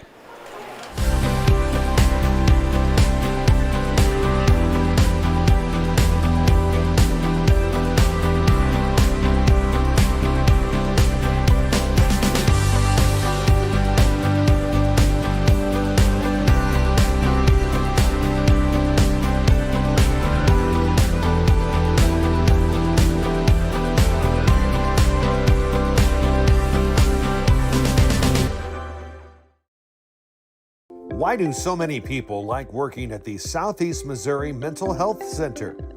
The pay is awesome. What we do for our clients is awesome. The coworkers that we have, the staff, everybody is just, they're all welcoming. I feel very supported. It's a great network of people that we have working here. We really work together, I think, to try to improve the lives of those that we serve. The insurance is phenomenal. The cost is minimal. They're good to us. And the benefits are so great, you can't beat it. Apply today.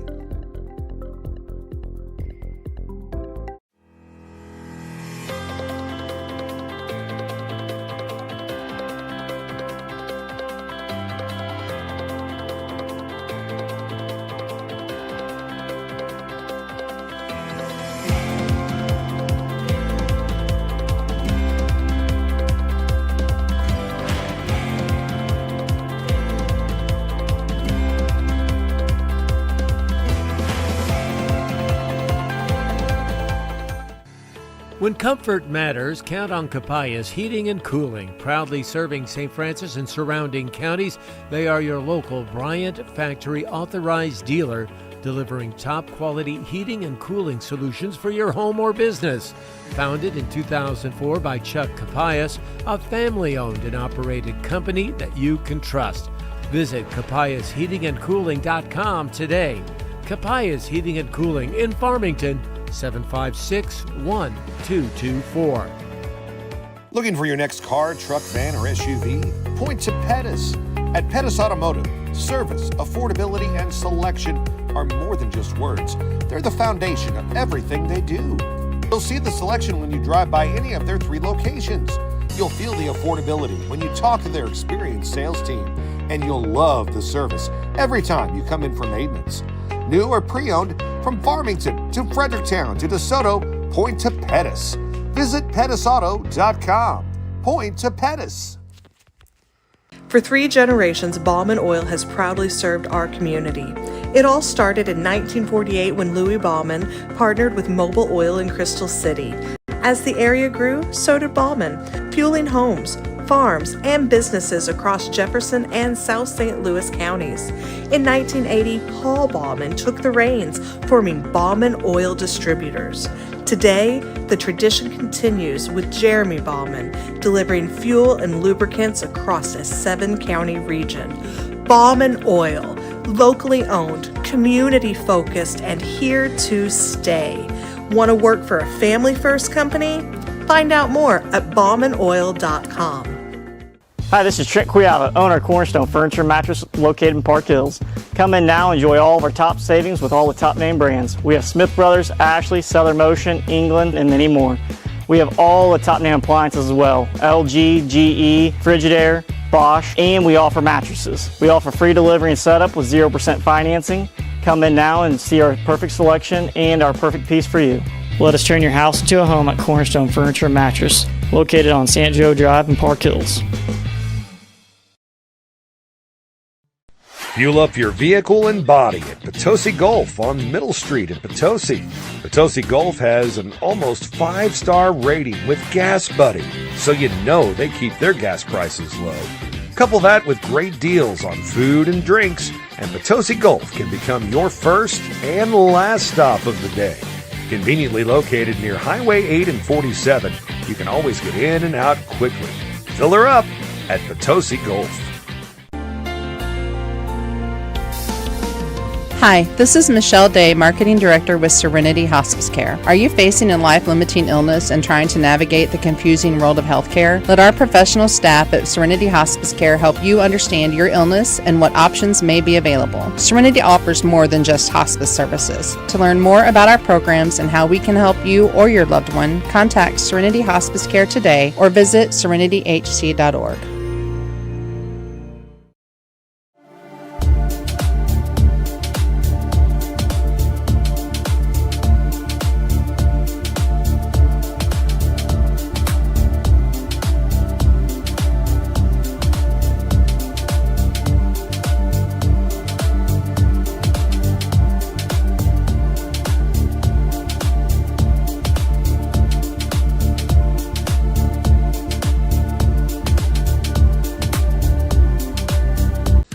Kids, let's go to the Catfish Kettle. Yeah! Everyone's favorite is the Catfish Kettle. It's been a landmark in Farmington for almost 40 years. Get the famous all-you-can-eat catfish, chicken, shrimp, and homemade sides served family style for lunch or dinner. Or enjoy tilapia, crab cakes, fish tacos, frog legs, or even gator tail. All ready for you for lunch or dinner at the Catfish Kettle. Located at Karsh in Maple Valley at the entrance to Farmington. See the full menu at catfishkettlerestaurant.com. Do you often ask others to repeat themselves? Is the TV volume creeping up higher? Hi, I'm Dr. Karen Melton, and it could be time to have your hearing checked. Hearing loss happens gradually, making it hard to notice. At Hearing Care Partners, we offer thorough hearing evaluations that uncover even subtle changes in your hearing over time. Early detection can improve your hearing and your life. Start prioritizing your hearing today.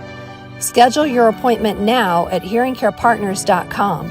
At Hearing Care Partners, we listen so you can hear. Since 1941, Busenbark Flooring has been Southeast Missouri's trusted name in flooring. This family-owned business features top quality carpet, tile, and hardwood, along with countertops, kitchens, and bathrooms, all with expert installation. Need to haul it? Busenbark Trailer Sales has you covered. Come see the large selection of dump trailers, equipment haulers, goosenecks, livestock trailers, and more. Visit busenbarkflooring.com and busenbarktrailersales.com, or stop by and see everything at the Fairgrounds exit on Highway 67.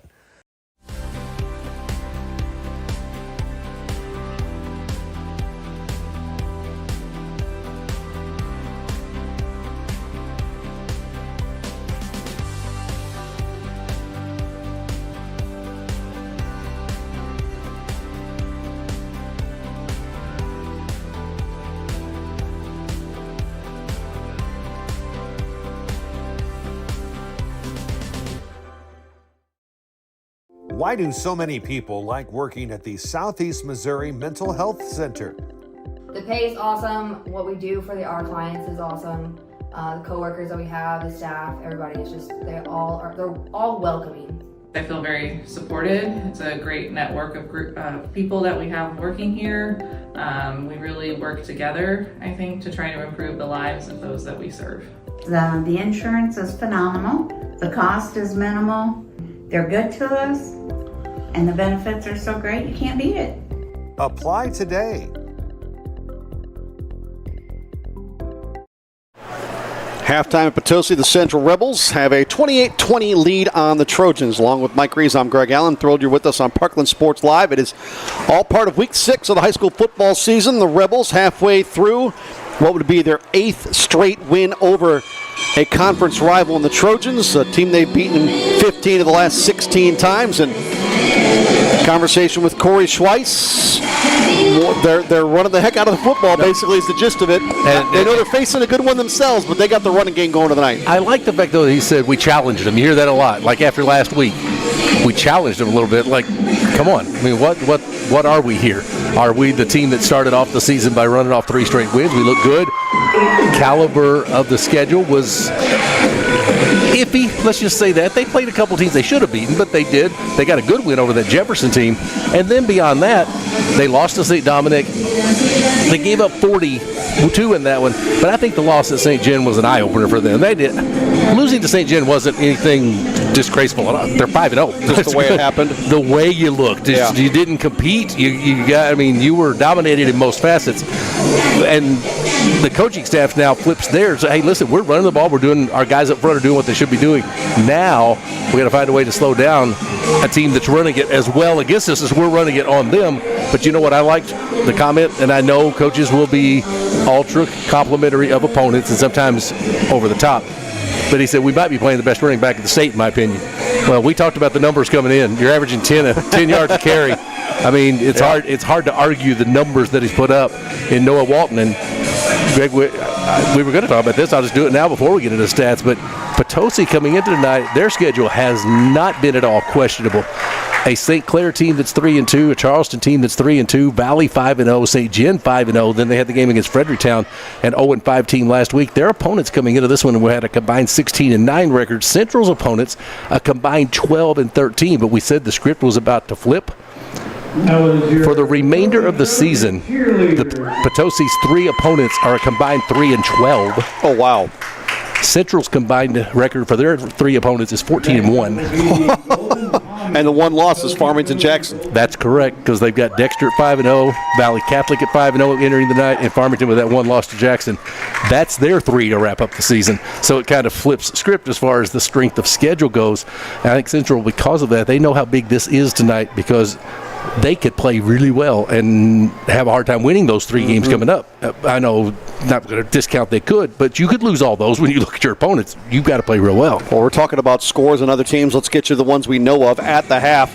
Our color commentator last week, and Bob Stolzer, is at that game in St. Gen, telling us that Valley Catholic leads St. Gen at the half, 21-0 in that contest. Other games tonight, North County playing host to Festus. You've got Union at Farmington. We had an early score on that one. It's now at the half. Farmington leads 35-7. DeSoto's playing host to Fredericktown. Herculaneum at Grandview. Windsor is at Hillsborough tonight. A couple of above 500 teams in Perryville with Jefferson there. You've got Cape Central at Jackson, Sykeston at Poplar Bluff. Fox goes to Northwest. Cuba and St. Pius. That game is basically over at the half. The Lancers lead the Wildcats 49-0. We'll take a break. We'll come back with first half numbers here. It is 28-20, Central in front at the half. And a halftime report brought to you by Southeast Missouri Mental Health Center. When comfort matters, count on Capayas Heating and Cooling. Proudly serving St. Francis and surrounding counties, they are your local Bryant Factory authorized dealer, delivering top-quality heating and cooling solutions for your home or business. Founded in 2004 by Chuck Capayas, a family-owned and operated company that you can trust. Visit capayasheatingandcooling.com today. Capayas Heating and Cooling in Farmington, 756-1224. 8-point lead for the team on the road, and a lot of the yards tonight have been gained on the ground. All of them for one team. Mike's got the numbers. Well, that one team is Central, and on the ground they've got August Black, 15 carries for 146 and 2 touchdowns. Karis Foster, 11 for 74, 2 touchdowns. Total yardage, 223, all of it on the ground for Central. Potosi on the ground with Noah Walton, 11 carries, 113. He's visited the end zone 3 times. After that, David Miller, 4 carries for 38, and Carter Pyatt, 2 for 6. Through the air, Miller is 7 of 9 for 48 yards. He has thrown 1 interception, 5 completions to Thomas Lamming for 36 yards, 1 to Blaine Maxwell for 12. Noah Walton's caught a couple of passes but didn't gain any yards on either one of them. Total yardage 194 for the Trojans as we get to the half in a 28-20 Central lead. Walton was at 113, is that what you said? At the break, 113 on 11 carries. He had 213 last week in the victory over Fredericktown on 15 carries with 4 touchdowns. We are at the half here. We'll hear from again, Potosi head coach. He was here from 2008 to 2016. That's Mark Casey. He's back in the fold as the lead man in Potosi. His club trailing at the half. We'll hear from Coach Casey when we come back after this. Central in front, 28-20.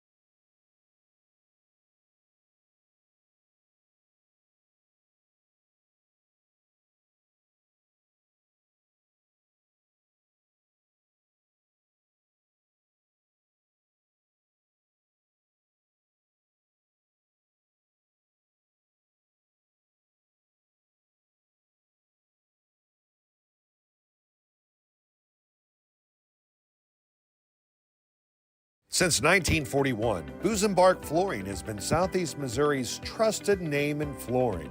This family-owned business features top-quality carpet, tile, and hardwood, along with countertops, kitchens, and bathrooms, all with expert installation. Need to haul it? Busenbark Trailer Sales has you covered. Come see the large selection of dump trailers, equipment haulers, goosenecks, livestock trailers, and more. Visit busenbarkflooring.com and busenbarktrailersales.com. Or stop by and see everything at the Fairgrounds exit on Highway 67. Do you often ask others to repeat themselves? Is the TV volume creeping up higher?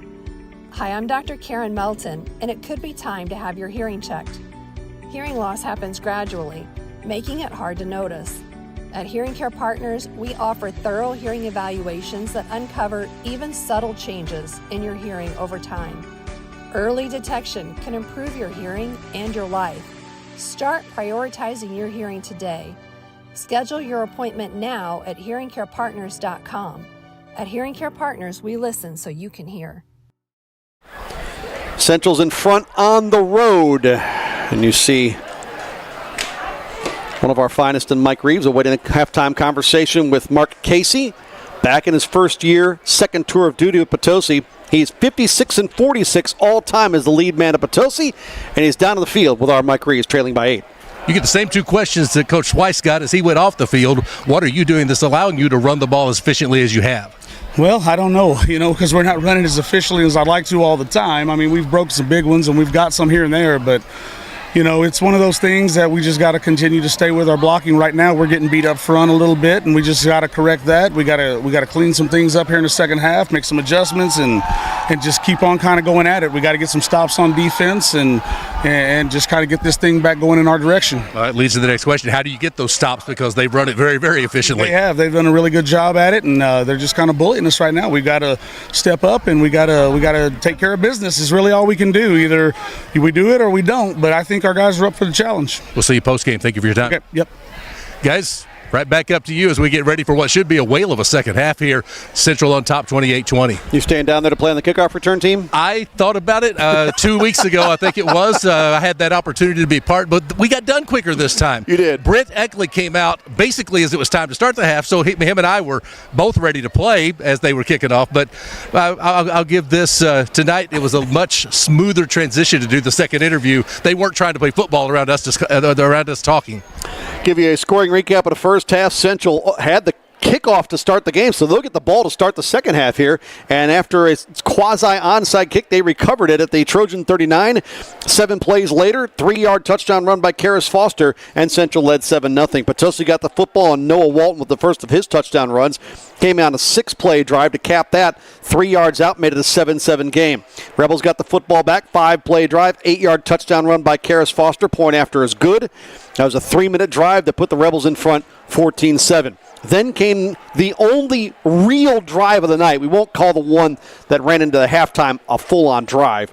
David Miller threw a ball too deep for its intended target, intercepted by August Black from the Rebels. That stalled out a 5-play drive. Central started at their own 23, and August Black, once he got to the Trojan side of the field, 40-yard scamper on the 5th play of the drive, made it 21-7. Point after was good. Rebels led by 2 scores. Then Potosi went back to the ground game. 8-play drive that originated at midfield, and Noah Walton capped it with an 11-yard plunge. It was a 4-minute, 8-second drive, 2-point conversion, no good. That made it 21-13. Central back on offense and back in the end zone and back again with August Black. It started at their own 41. He took it the final 45, and it was 28-13. A 4-play drive, 69 yards, minute 35, and the Rebels were up by 15. Potosi got the football back after the kickoff from that went out of bounds from their own 35, and Noah Walton on the first play went all 65 yards in 14 seconds. That made it 28-20. The point after was good to make it an 8-point game. I forgot about the Central drive that they ended up having to punt. And then Potosi got the football back before the drive at the half that stalled out, that ran into the clock. And that is where we sit right now at 28-20. So there's been 2 real drives, one for each team, that has not resulted in a touchdown. Central converted on 4 of their 5. Potosi converted on 3 of their 4. Again, not counting the one just before the half. Color commentary and sideline reporter, that's extra pay, right? No, it's just extra steps for you. All right, well, I needed the steps today. That's right. I did not do a great job getting those in, so I'll take that. All good. We'll make that work. Much nicer outside the press box than inside where it's a little stuffy. What a beautiful night here in the early part of October. If you're a fan that came over tonight to enjoy homecoming and watch a good football game. And we've been very blessed, I guess you would say, to get this deep into the season. We haven't had weather delays. We haven't had wet ball readings that got involved. We haven't dealt with any rain, certainly no lightning. That's almost worse than the heat, because the lightning delays you for so long. Oh, yeah. So far, we've gotten through pretty much unscathed, and we got a really good football game going on here. So you're saying right now we don't need Capai's heating and cooling, but you will soon? Very soon. Before you know it. Kickoff, Central. August Black will take it at his own 28-yard line. He'll go east-west first, then turn it upfield, and Central will start around their own 45-yard line. Capai's Heating and Cooling, proudly serving St. Francis and surrounding counties. Founded in 2004 by Chuck Capais, a family-owned and operated company you can trust to provide you with the best possible sales and service experience. They stand behind their work and are committed to being there for you for generations to come. Log on to CapaisHeatingandCooling.com. You mentioned it at the end of the first half, the field position that Central has had tonight, and they start again in great spot here at their own 45. It has been a night in which they have had a great starting spot for almost every drive they've had. Every drive they've had except one has started at their own 40 or farther down the field.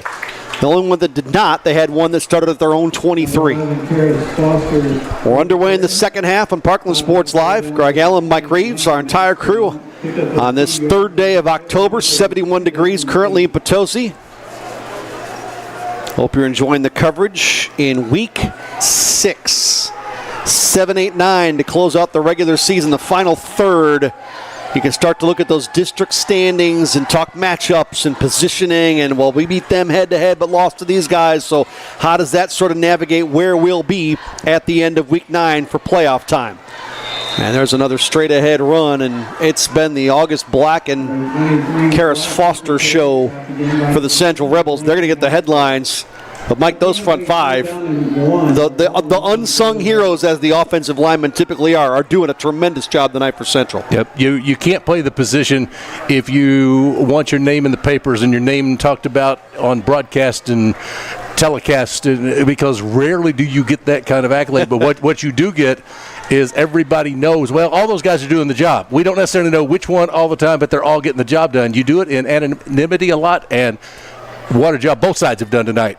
Third down and short run for Central. Black Scott, boy, the officials both kind of lean in and look down that line right at the 45-yard line and see if he's got enough to rule it a conversion. Putting it down right on the 45 tells me he has it. They started from the other 45, their own 45. That should be a first down without measurement. It is.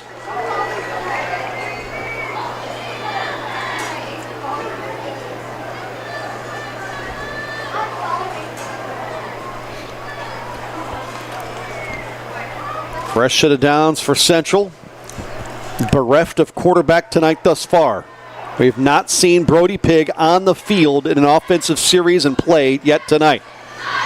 This again, Black tripped up as he tried to hop over the pile. And again, if you're just tuning in, coming back after half, every single play that Central has run tonight has been on the ground.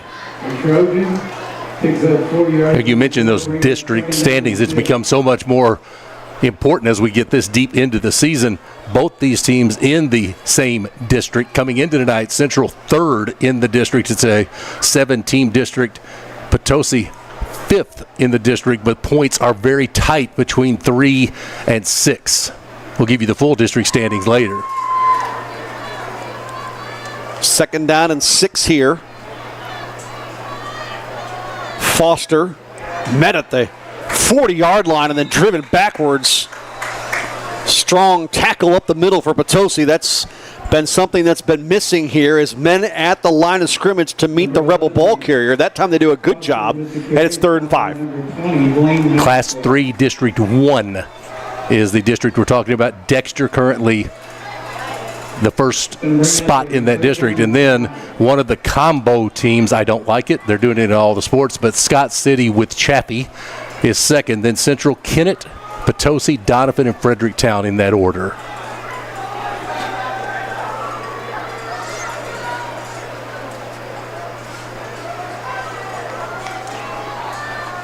Here's a 3rd down and 5.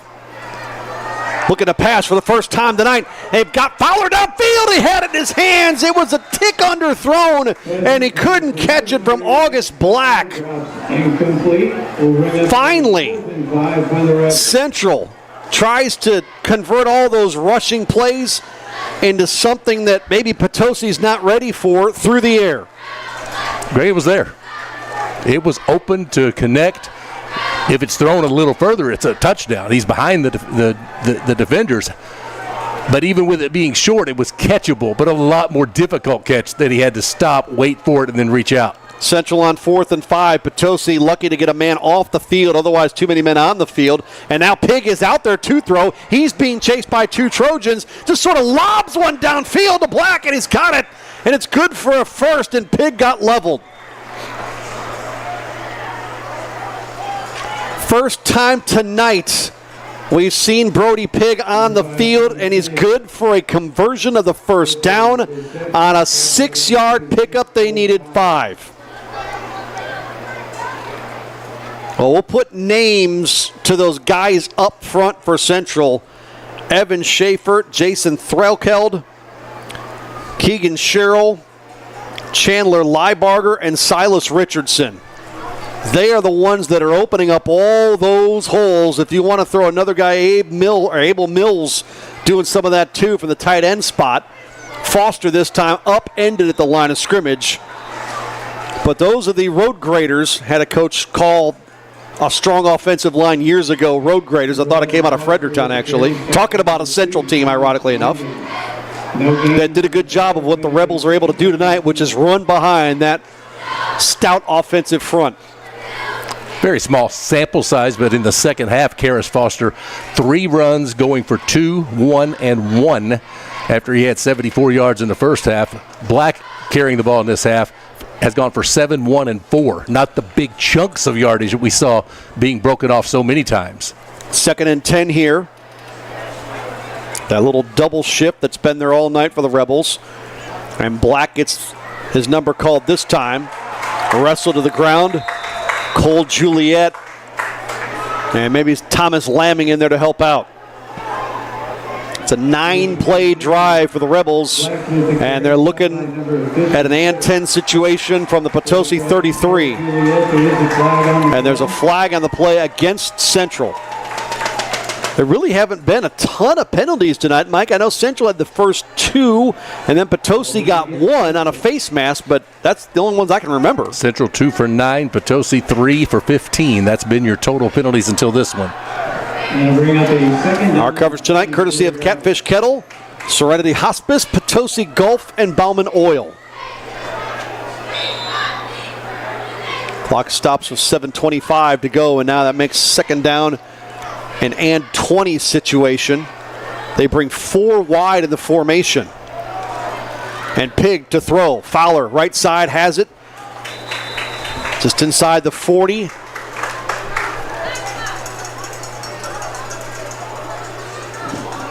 Pigg for the moment stays on the field in what will be 3rd and long. 28-20 Central by 8. 4 rushing touchdowns for the Rebels, 3 on the ground for the Trojans. Central got the football essentially to start both halves. And if you're thinking, that's not how this sport works. Well, that's not how it works, but when you sort of onside kick it and recover the opening kickoff, that's de facto what it turns into. Central, a little more standard offensive look. Pigg, spinorama, throw back to the right side. Caught by Devin Graff, but he's well shy of the first. And now 4th down. You would expect Central to again go for it on what will be the 12th play of the drive. Coming here, that the drive started back at their own 45. They've taken 11 plays to go 19 yards. That's almost hard to do. The penalty that pushed them back. Penalty, sure. That it played into that. But so far, none of those chunk yardage plays that we talked so much about in that first half. It's been 2 yards here, 3 there, 4 there. They need a big play here. Pigg at quarterback out of the gun. Fires to the sideline, underthrew it, jumping the route and coming back to the football, Blaine Maxwell. But the incompletion is going to help Potosi. They'll take over at their own 36. Central's drive stalls out after 12 yards. And Potosi holds. And how about that halftime adjustment for Mark Casey and the Trojans? Easily the longest drive of the night either way.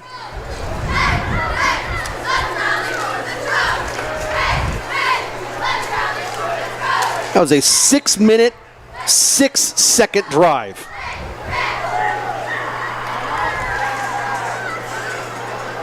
And it goes for no points. And the Trojans down 1 score, 1st and 10 from their own 36.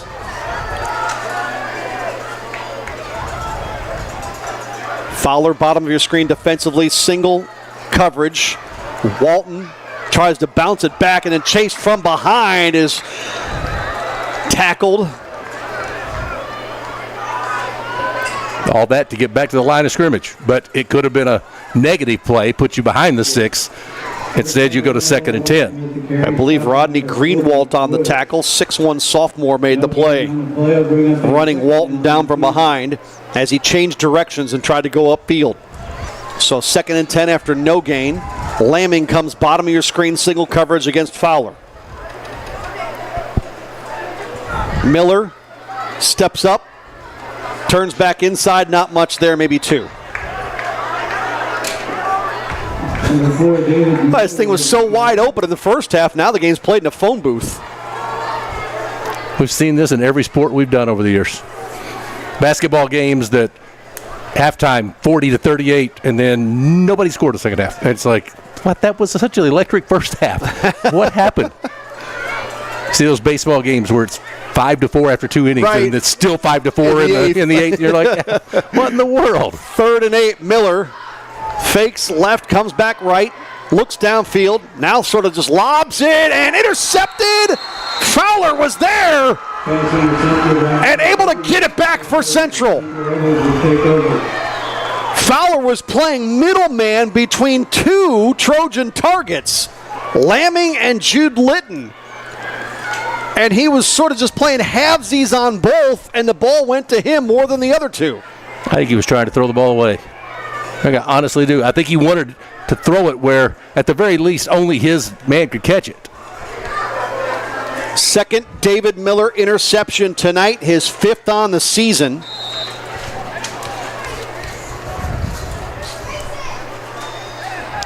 Fowler, his 2nd interception on the year. And now Central back to what they did so well in the first half. Pig off the field, Foster and Black in the backfield. Foster's going to take this one. Bounce out right, stays on his field, sidesteps a man, and now has open territory. Look out here for Karis Foster, down near the 30 of the Trojans. Foster runs out of bounds, picks up the first down. 23 yards on that play, puts him over 100 rushing. At 106, joins teammate August Black over 100. Black at 162. Central knocking on the door again, 1st and 10 from the 30. Foster coming into tonight with 190 yards on the season on the ground. Black at 334. The Rebels had 10 rushing touchdowns this year.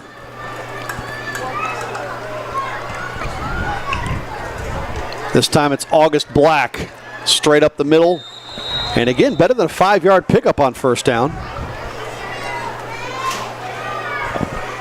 Coaches at every level, Greg will tell you, first down predicates so much of what we can do with our playbook. What you do on first down, even if it's just positive yards, a gain of 2 or 3, stay ahead of the sticks. That terminology is used a lot. You're getting 5 and 6 on first down. There's just a lot of things you can do, and I know they haven't thrown it much or at all in some cases, but a lot of different things thinking about going forward on fourth down. You're in a spot now, you don't lose any yards no matter what happens. You've got 3 downs now to get 4. Chad Cosby is a lead backer and blocker this time for August Black, who kind of runs into the thicket. 3rd down upcoming. Rebels are home for Judd Nagger, the Valley Catholic Warriors next week. Mark Casey and the Trojans stay right here for their final home game of 2025 when the Indians out of Pacific come to town.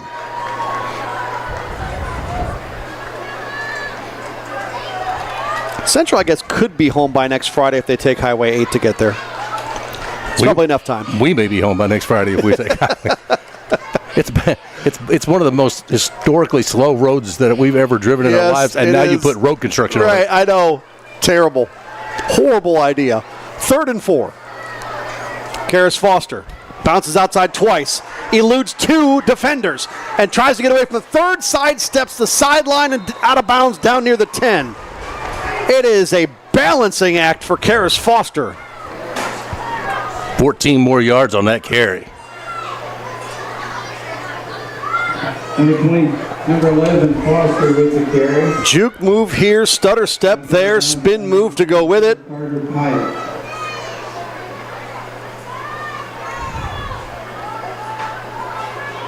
And has them inside the red zone at a 1st and goal. Rebels at the 9. Well, terrific balance. The ability to take all the hits. You're basically on 1 foot on the sideline, stay in bounds, and take it inside the 10. Rebels bunch it up in between the tackles. And just sort of push the pile. Black got the football.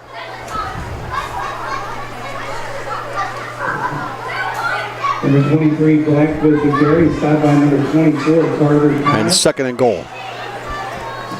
North County and Windsor. That's next Friday in week 7.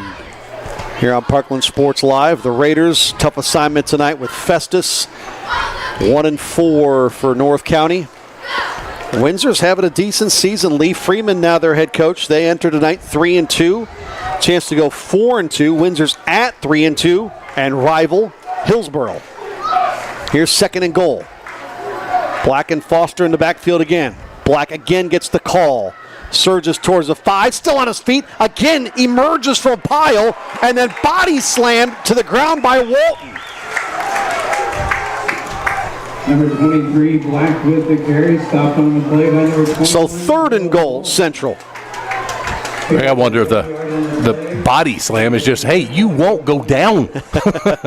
At some point, we have to use extreme measures to get you on the ground. Well, Central 2 more downs to try to get 6 points here and run it in for the 5th time tonight. 3rd quarter, by comparison, has flown. Greg, they have been, they being Central, capable of making a field goal from this spot on the field, and they would put you up 11 if you do it. Pig is in there under center. Standard issue handoff, and immediately hit at the line of scrimmage was Foster, and that brings up 4th down. And here comes personnel changes for Central. And you might be spot on, partner. They will line up for a 23-yard field goal. Fowler is the holder. Devin Graff from the right hash. If I was a kicker, and again, if it was me, I would hate this angle.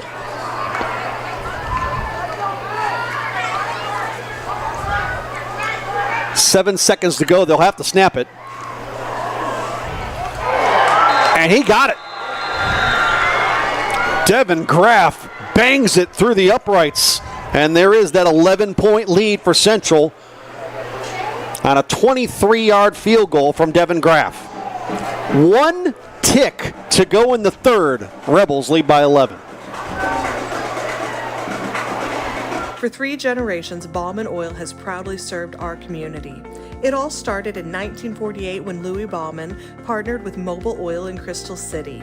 As the area grew, so did Bauman, fueling homes, farms, and businesses across Jefferson and South St. Louis counties. In 1980, Paul Bauman took the reins, forming Bauman Oil Distributors. Today, the tradition continues with Jeremy Bauman, delivering fuel and lubricants across a 7-county region. Bauman Oil, locally owned, community-focused, and here to stay. Want to work for a family-first company? Find out more at baumanoil.com. Bauman Oil, one of our sponsors for tonight. Don't forget, coming up, the MacTech postgame show. We'll bring you that player of the game and the Pettis Automotive player to point to. Boy, there's been a lot of twists and turns as far as this game has gone. And honestly, Mike, Devin Graff could be one of those players to point to with the kickoff to give Central the ball back. He's got a field goal. They try a standard onside kick here. Did it go 10 yards? I think it did. And Central's got 2 of those. And there's Graff again.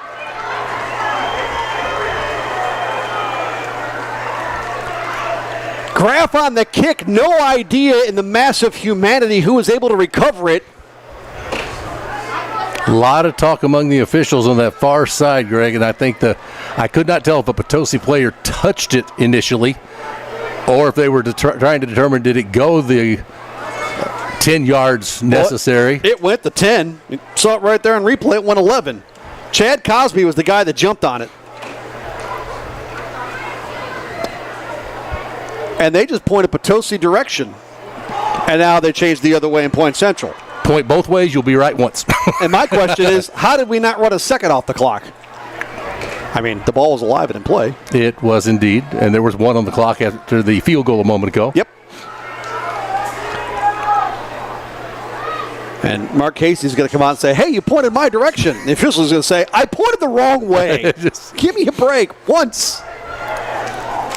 That's that signal save call out thing for baseball. Oh, that's atrocious. Yeah. Well, this has gotten more interesting. They've put the football right at midfield. A moment ago, they set it just inside of midfield, which would not have been 10 yards. I'm not sure why this is having so much consternation. Granted, we've got the benefit of replay. It looked pretty standard issue from what you folks at home saw. I think now the issue, honestly, everybody saw for a moment a point in the direction of Potosi. Look where this ball hits.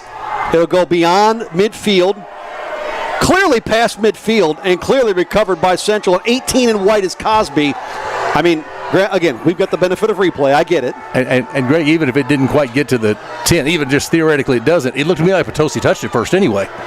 Correct? Before Central touched it, I thought somebody came in. Believe it this. That play on our side of the field would have been much better instead of on that complete opposite side. And now they will run that second off the clock. That will take us to the fourth quarter. I believe Central has the football. We'll tell you for sure when we come back. Hey kids, let's go to the Catfish Kettle. Yeah! Everyone's favorite is the Catfish Kettle. It's been a landmark in Farmington for almost 40 years.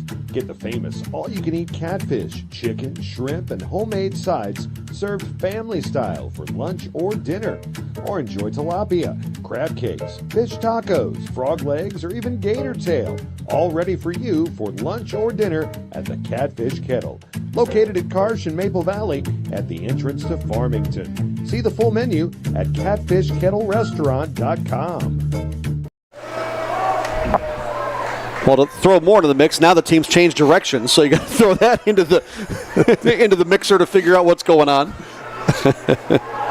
That's just another reason to be confused on the field, in the stands, in the broadcast booth to some level.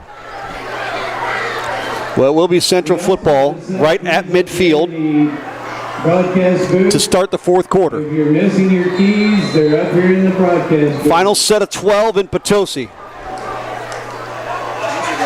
Potosi trying to get a man off the field late, and they didn't do it. Josiah Cross could not get to the sideline. It's too many men on the field, and it's 1st and 5 Central. Fourth Potosi penalty for just 20 yards, and Central just 3 for 19. I will say this before we play a fourth quarter and just take my chances. It's been a clean game from that perspective. And we'll get 10 penalties per team in this fourth quarter. Farmington with 3:51 to go in the third, ripping apart the Union Wildcats 49-14 at Hale Memorial. Farmington and Brent Eckley soon to be 5-1. Teams that can stay undefeated tonight of coverage note: Festus, St. Gen or Valley Catholic, but not both, and then Jackson. 31-20 here. For Brent Eckley, the second of the former teams that he coached on the schedule, met up with Jackson, did Brent Eckley, and lost that one, and then formerly coaching at Union, and he's having better luck tonight. By the way, wipe off that penalty. They gave Potosi a timeout before the too many men on the field. So back to 1st and 10. Black, big hole, and the last gasp to knock him down for Potosi, able to save 6 more. You got August Black coming straight at you, and Jude Litton was able to wrap him up. What an open field tackle, Litton on an island. And now Litton barking at some of his linebackers like, hey, let's get a hand on this guy before he gets all the way to me. Yeah, so I'm not supposed to be the first guy that makes contact with him.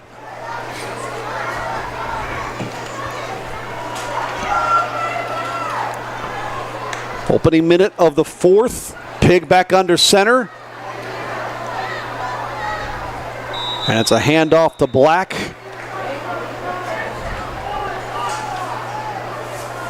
Minimal gain of 2. Much more time-consuming drives that we're seeing in this. No question. In this half. Potosi's drive took 5:48. Central's opening drive took 6:32.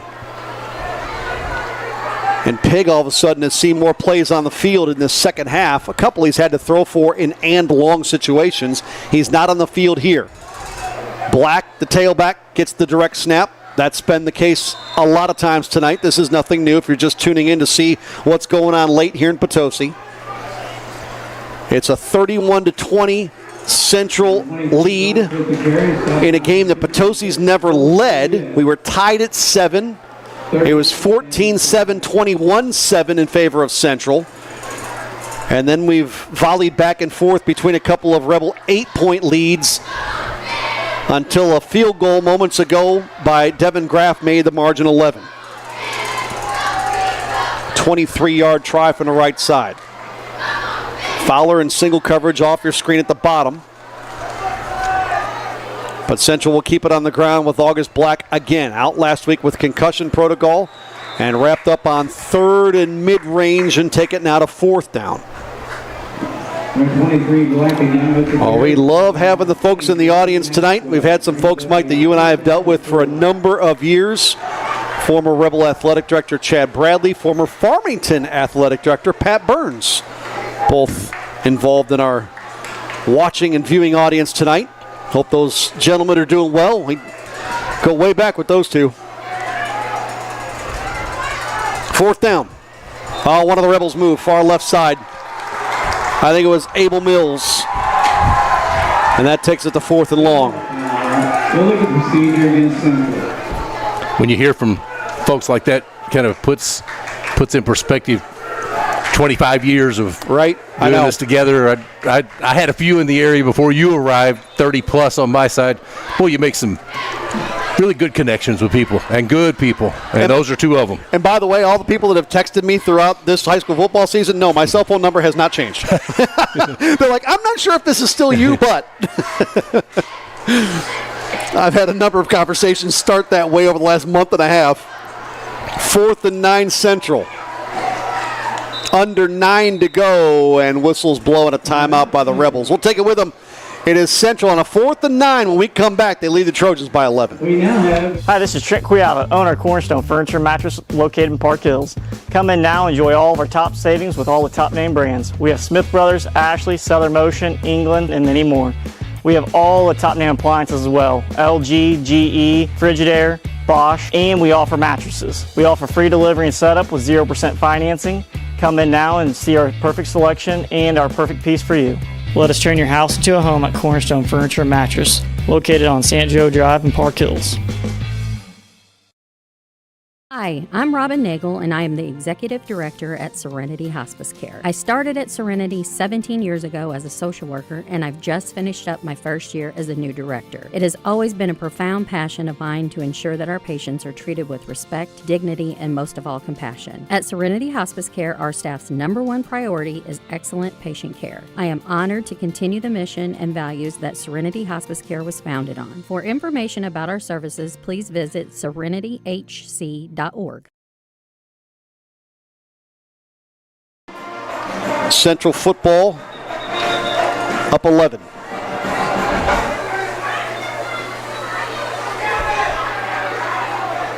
Boy, as clean as that first half was, Mike, you're right. Things have gotten a little weird and squirrely here in the late 3rd, early 4th quarter stages. A lot more stoppages not related to the flow of the game. Correct. Official stoppages, discussions. We had it after the onside kick. We have something going on here that coming out of that timeout, I'm not sure what the discussion would be. I can't even imagine. Nothing changed from the time that timeout was taken by Central. Right. Unless they're trying to make sure the number of timeouts left is correct on the board. I can't think of anything that would have warranted a discussion from the point that Central took the timeout to now. Now Mark Casey talking with the lead referee to get some indication of what the discussion is all about. Of course, we will not find out. Well, so that's why you should do the game from the sideline. That's my opinion. You know, they always take the microphone out for the coin toss. They always do that, right? Start miking up or just get for the discussions with the coaches and the referees.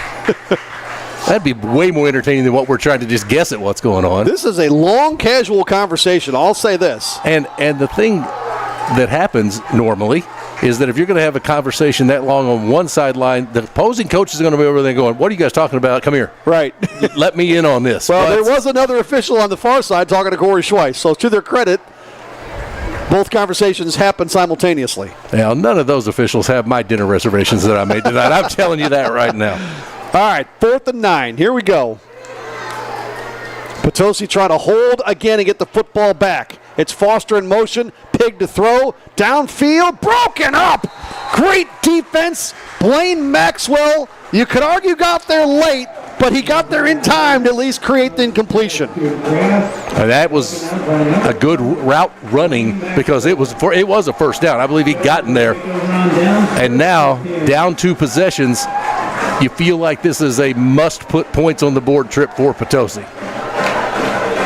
Nice job by Blaine Maxwell, the junior defensive back. The Trojan defense holds again. Central has turned it over twice in their 3 offensive possessions in this half on downs.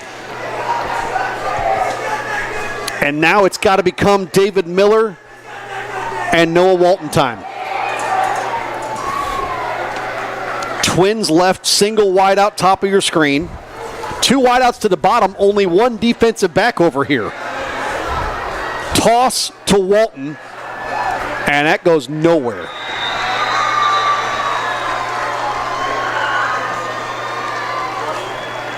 We gave it to you for the Rebels. We'll do the same for the Trojans. Their starting position on the field by drive. The Rebel 33, their own 34. Midfield, their own 35, 29, 36, and 38. 2nd and 12. Clock rolling. Will pass 8 minutes remaining here before this snap. And Trojans are down 11. Trying to snap a 7-game losing streak to the Central Rebels. Haven't beaten them since September 28th of 2018 in a 7-6 game on the road. Miller fakes the toss, pressured, rolls, flushed, and met right up the middle. He was good until Jason Threlkeld showed up.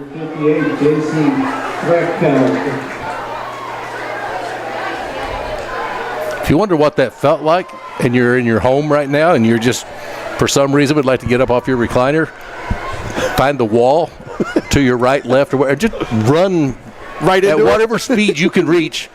Run into it, because that's exactly what that looked like. I mean, he hit him, and it was, stop, you're done, right there. 3rd and 12, approaching 7 minutes. Miller and the Trojans need to convert here. Central showing blitz. It's going to be a wide receiver throwback. Miller pass it back to Walton on the sideline, but he's got a ton of work to do. To the 45, he's got to get to the 48. Still trucking downfield, just dragging Rebels for a first down. Well, he did the work, and he did it the hard way. How about that run from Noah Walton? Sheer strength and determination. That was something else. A little razzle-dazzle. Watch this from Walton. 1, 2, just drag him.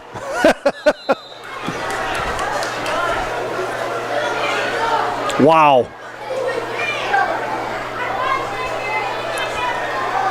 I feel comfortable saying the number of players we've watched this year who would have made that run and gained that yards on it are very few. We haven't seen a lot that can do what he did there, because that play really looked like, hey, well designed, they did a lot well, but it's not going to be able to gain the yardage, and lo and behold, there he is. Potosi's got to pay attention to the clock. They need 2 scores here. Miller to throw, turns upfield, going to keep it and slide after a pickup of 1. Potosi has not beaten Central here. since October 8th of 2010 in a 1-point 21-20 victory. That was in a stretch, in fact, the last game of the stretch, where Potosi had won 7 in a row head-to-head. And after that, Central has turned around and won 15 of the next 16. Is it just my age, or when you said 2010, I was thinking, well, that wasn't, I think that all the time. That happens to me all the time, man. Yeah, it was. 2010 is only a couple of years ago, right? Here's Walton in the open field and tripped up past the 40. Brady Schweiss brought him down. Hey, you start talking 2007, 10, 12, I'm like, that was only a couple of years ago.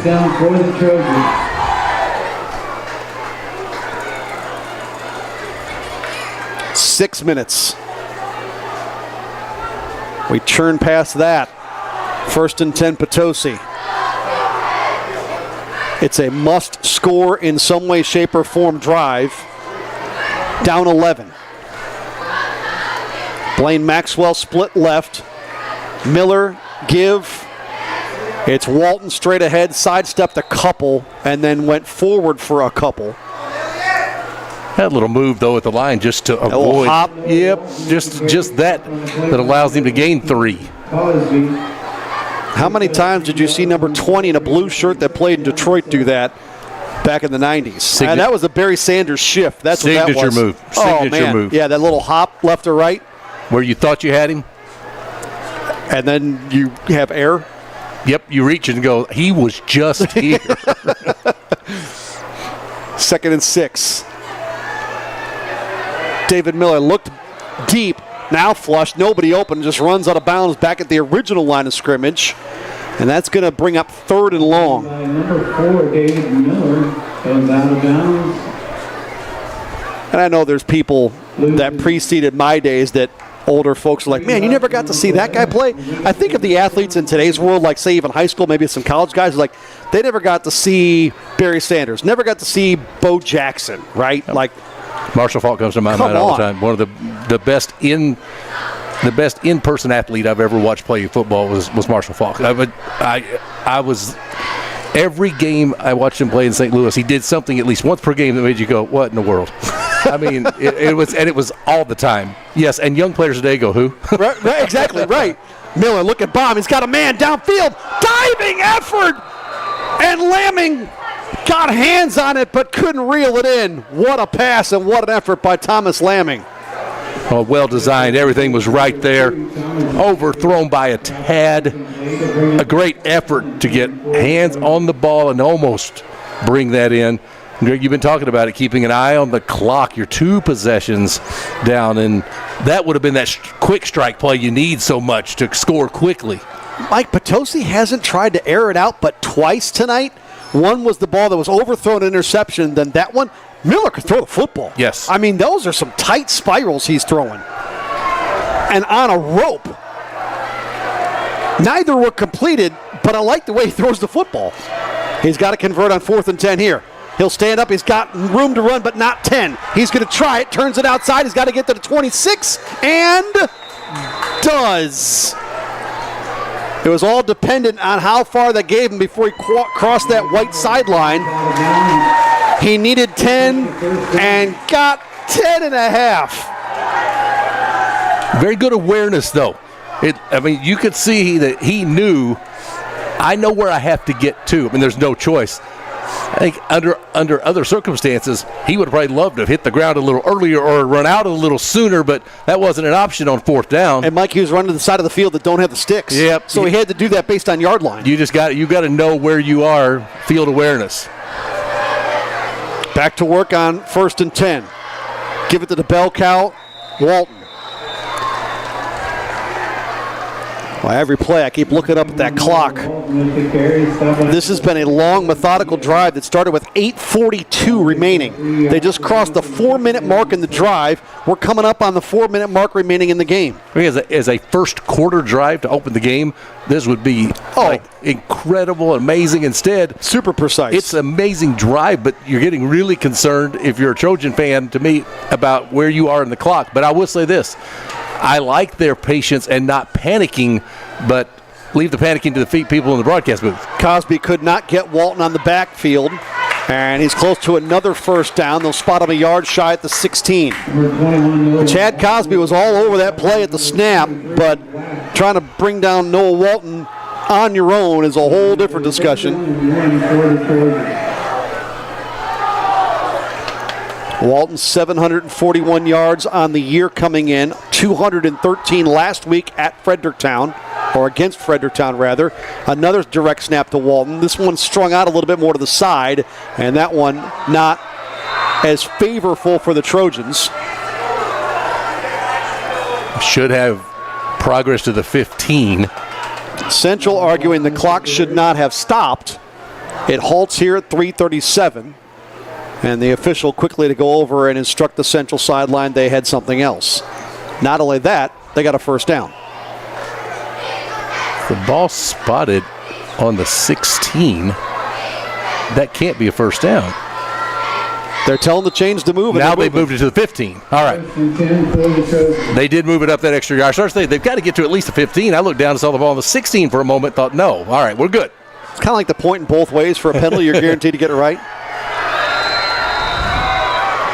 Minimal gain on 1st and 10. Central's defense making this an elongated drive for the Trojans that has crossed a 5-minute drive, and they need another one after this, down 11.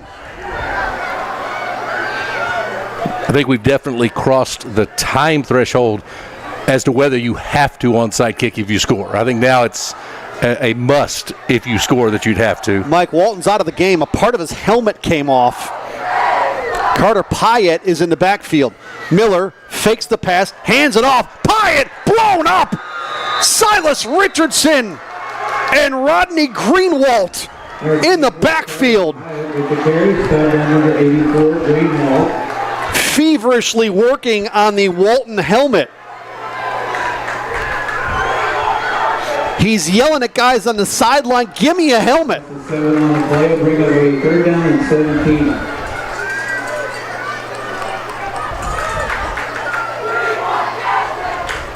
It's 3rd down and 17. Carter Pyatt still on the left hip of Miller.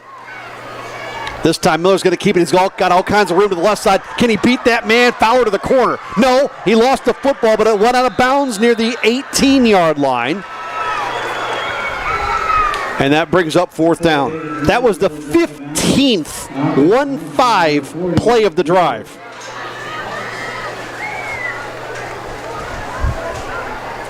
Walton still on the sideline taking some water now. And it's 4th in the ball game, 4th and 14. Well, they had a 4th and 10 moments ago, converted that on the run from Miller. Timeout, Potosi, and I think you have to take that one again.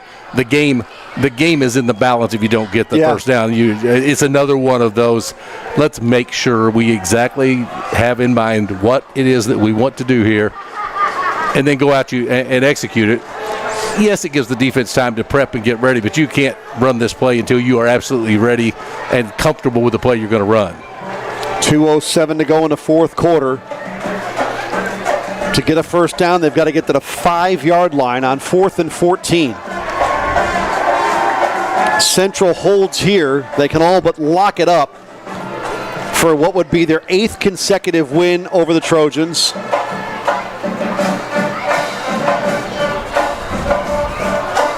Walton is still on the sideline on a knee.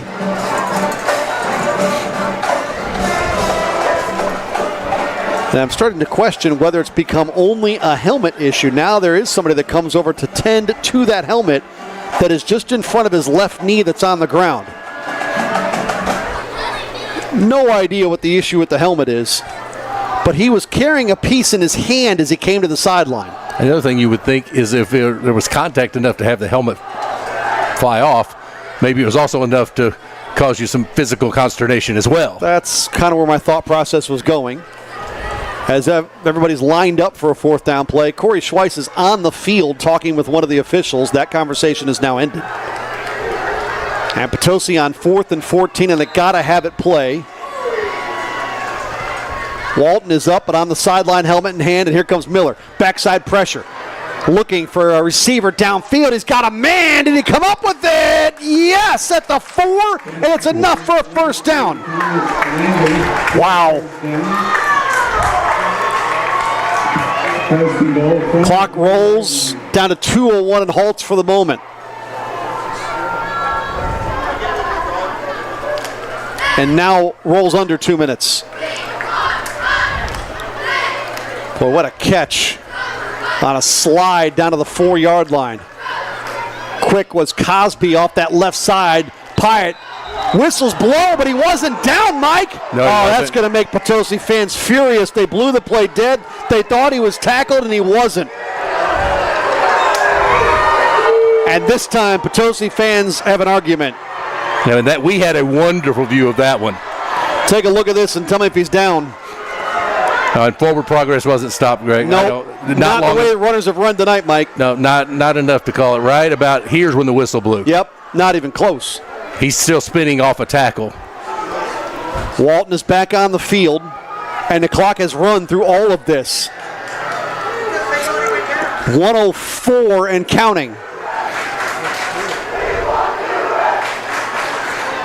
The Potosi coaching staff livid. Miller keeps, throws back corner. Touchdown. Thomas Lamming. It is an 18-play touchdown drive. A 62-yard drive, but the clock all the way down to 49 seconds. It took nearly 8 minutes. For David Miller, it's his 4th touchdown throw of the season. For Lamming, his 2nd receiving touchdown.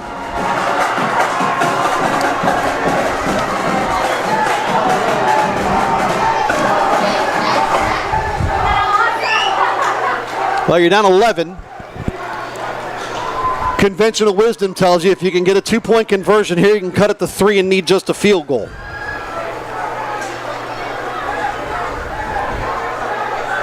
But this is high school football and not in the world of the NFL where they're making 65-yarders with ease.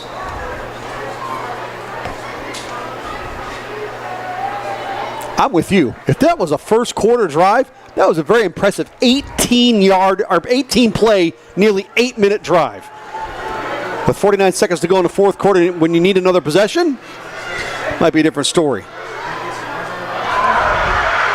Lamming's going to have to throw it. Miller was wide open. Now it's a jump ball in the end zone, and it's caught. That's exactly how you drop a 2-point conversion, isn't it? A busted play. Pick it up off the turf. Throw it back to your quarterback. Have him catch a jump ball and trail by 3.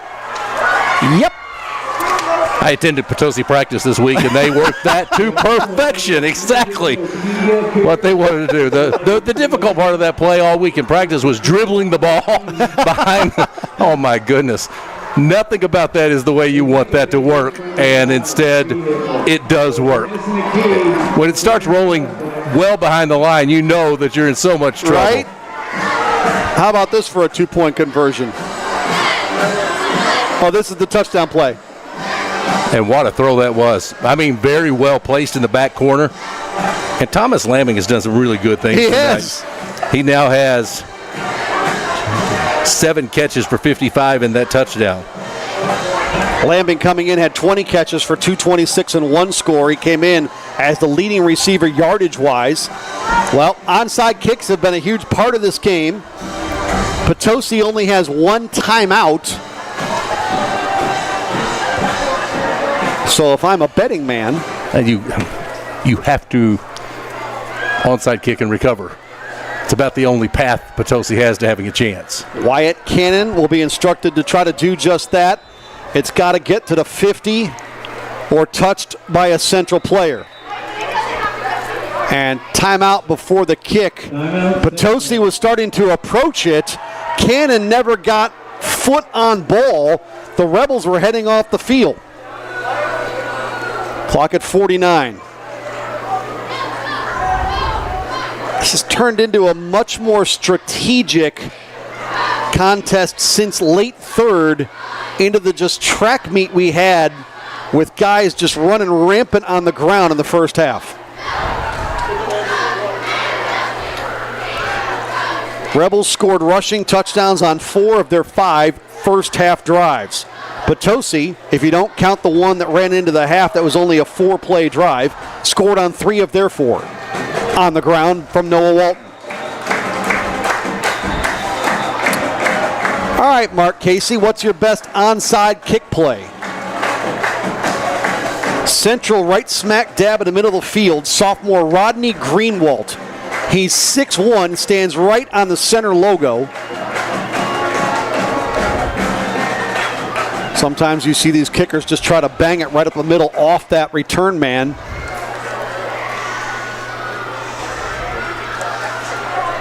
This game hinges on this kick recovery right here for Potosi if they want to have a chance. They're down by 3 after a 7-minute 53-second drive that took 18 plays and 62 yards, and that ended on the 4-yard David Miller to Thomas Lamming touchdown pass. Cannon bangs it, Central picks it up, it's loose, and then goes out of bounds. Fowler had a hand on it, and it's out. And Central will take possession now down near the 40. And the Rebels have come to Potosi and likely 47 seconds away from an 8th consecutive win. This was almost dicey for a minute. Fowler, lucky it really ran out of bounds.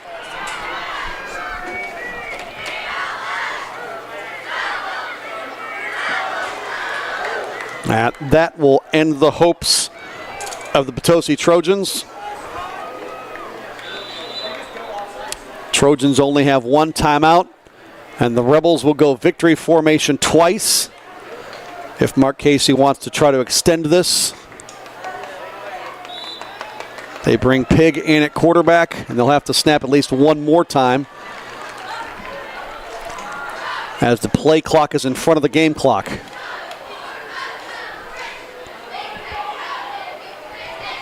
Conversations with both head coaches coming up afterwards, and a much different feeling for Kory Schweiss than what happened last Friday in St. Gen.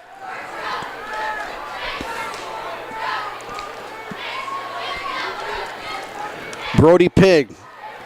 They've only gone to him a couple of times under center and at quarterback tonight when they've needed him. Mark Casey sheds the headset, says that's enough. And the Rebels get out of town with a 31-28 triumph over a conference rival.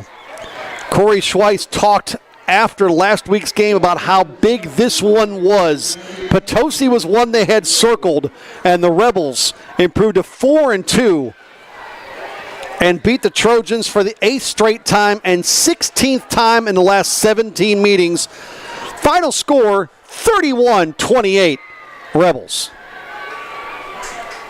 Hi, I'm Robin Nagel, and I am the Executive Director at Serenity Hospice Care. I started at Serenity 17 years ago as a social worker, and I've just finished up my first year as a new director. It has always been a profound passion of mine to ensure that our patients are treated with respect, dignity, and most of all, compassion. At Serenity Hospice Care, our staff's #1 priority is excellent patient care. I am honored to continue the mission and values that Serenity Hospice Care was founded on. For information about our services, please visit serenityhc.org.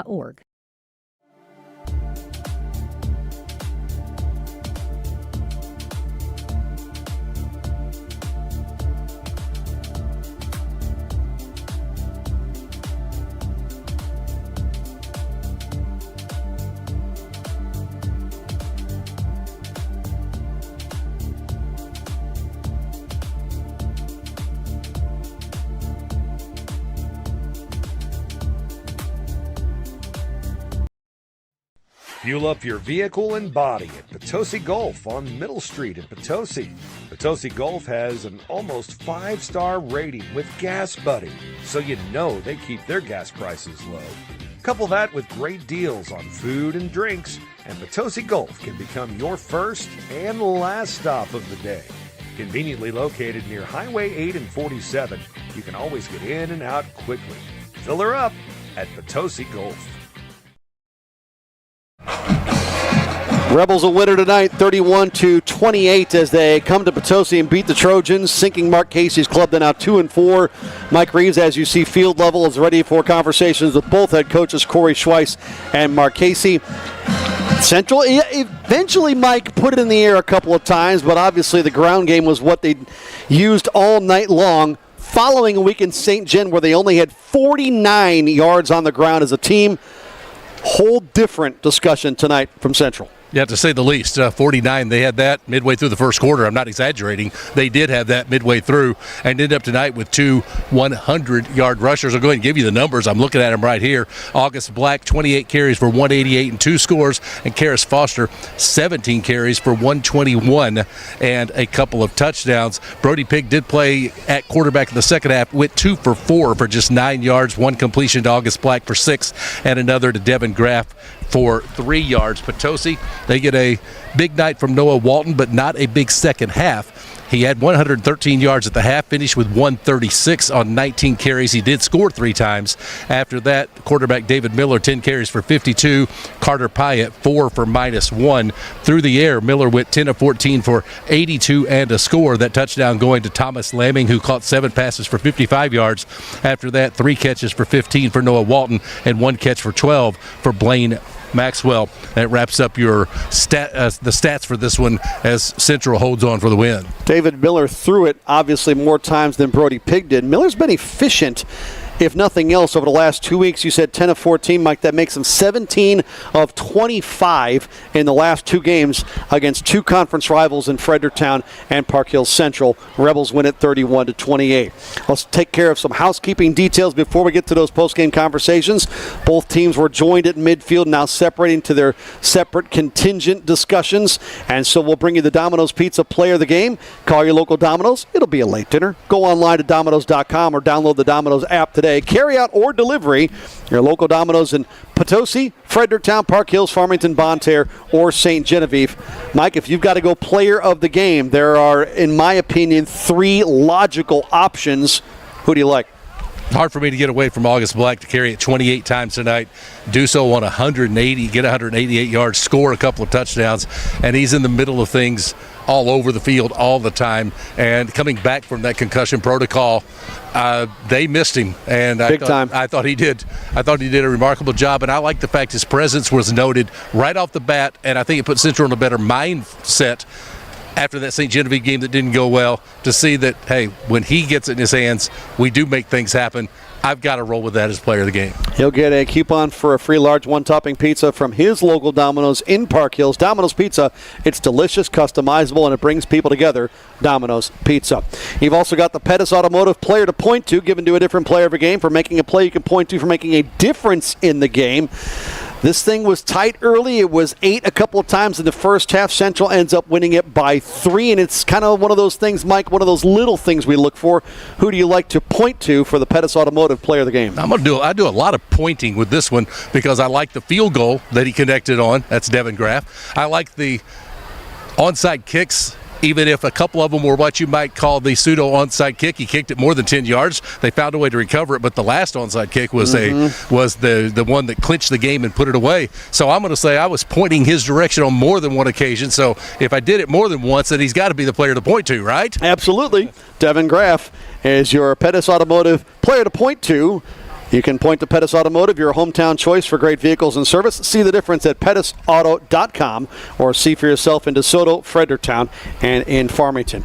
If you're going to get all this airtime, Mike, on the field, we've got to do something to upgrade your wardrobe here. Like Evan Washburn for CBS has his sponsored by something. You're just jeans and a flannel-looking shirt. Who is in charge of getting advertising? Whoever's in charge. I'm not me. Well, I was going to say, you suggested it becomes your job. I knew that was going to happen. That's the way it works in the media business. You know that. If you go to a meeting and say, hey, I think we should, whatever, the first thing they do is look at you and go, well, you need to get on that. Right, exactly. So, yeah, if indeed the wardrobe needs to be upgraded in some way, shape, or form, let's get – hey, he's not here right now. Jason Lowry's in charge of that. There we go. he's got to get the advertiser from our wardrobe. And he's got plenty of time to do it. He's got nothing else to do. Farmington was blowing out Union. The Knights on their way to a 5-1 start. Festus was trying to get to 6-0 tonight. They were in Bonne Terre to meet the 1-4 North County Raiders. We see North County next week in Imperial to take on the 3-2 coming into tonight Windsor Owls. They were dealing with Hillsborough. Our Mike Reeves is down to the field, soon to be dealing with the Rebel head coach, approaching from Mike's left, Kory Schweiss. Greg, thank you so very much. And, well, there's a lot to digest in that one. Let's just go back to the beginning. The kick that you recovered to start the game, how much of that was absolutely planned that we're going to do it that way? It didn't look like your prototypical onside kick, but it worked very well. And how big was that to get the first possession? Well, it was big. We were going for it. I think Devin probably hit a little bit harder than he wanted to, but our guys ran down there and made a play. We were able to get another one. Tell you, we had talked about that all week. We thought that could be something we could do, and our kids executed it tonight. We preach turnovers all the time. We haven't turned anybody over this year. We got some big turnovers tonight. But it just goes to show you how good of a team Potosi can be, because we turned them over, and I felt like we moved the ball a lot better tonight, and we were still down to the last minute. So proud of our kids, especially big rebound week after last week. One of the probably most disappointed I've been coaching here in 20-something years last week, and to rebound like we did tonight was big. In order to kind of process, I didn't know going in that you would do what you did offensively in terms of direct snaps, and Brody wasn't on the field at quarterback. Was that all pre-planned? Is anything going on with him, or was that just something you guys thought you could do and worked on in practice and it worked well? Well, we have to have an identity, and right now I didn't think after 5 weeks we really had an offensive identity. We've got some pretty good linemen up front, and I think a lot of times they're just a little, they've been a little discombobulated. Our backs have not been hitting the right holes. So August and Karras are our best two guys. We put them back there, figured one of them be touching it every time, give us our best chance. I know it's not Rebel football like it's been the last 10, 12 years. It's more old school, some of that stuff, but it's what we have to be, I think, to be somewhat successful. And it was also nice to get a win when Greg Allen's in the house.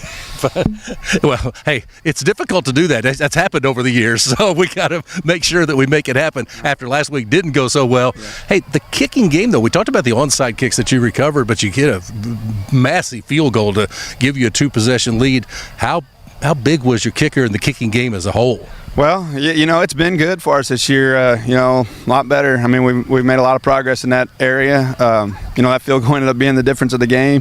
We'd have liked to punch it in there. I think we had it at the 1 and ended up with a false start. And, going away with 3 right there was probably a win for Potosi, but, after it went off the thing, the big thing there was we were trying to get the extra possession, and we were able to do that. We knew we were getting the ball to start the second half, so that was big too.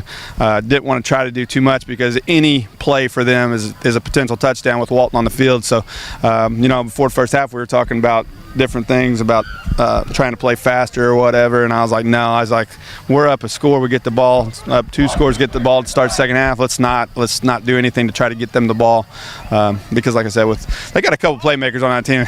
I mean, the quarterback's he's not shabby. I mean, David's a heck of a little athlete. Walton's obviously who he is, and obviously Lambing number 2 is a stud too. So they've got some, and they've got some other ones. I mean, they're pretty good. You were very complimentary of Noah Walton at the half, said it might be one of the best backs in the state. What makes him that from an opposing coach's perspective? I mean, you can't tackle him. He's got the speed. He runs with his shoulder pad level perfect. He's got great balance. He reminds me a little bit of when we had Deshaun Welch. Probably not quite as explosive as Deshaun was, but he's bigger and, bigger than Deshaun was. He probably doesn't have quite the speed Deshaun has, but he's really, really fast. But the big thing he's got is, you're not going to tackle him with 1. You're not going to tackle him with 2 probably. So we had to do a heck of a job tonight running to the football, rallying to the football. And for the most of the night, I thought we did that. He had some 8-10-yard carries, but I felt like we were running to the ball. The one big one he had before half, that was one where I felt like we kind of got tired there at the end of the half, and we hit him once or twice, pretty good hits, and he just run through him like he did most of the night. We just didn't have those other guys coming, and that was the difference of him breaking the big one and not breaking the big one.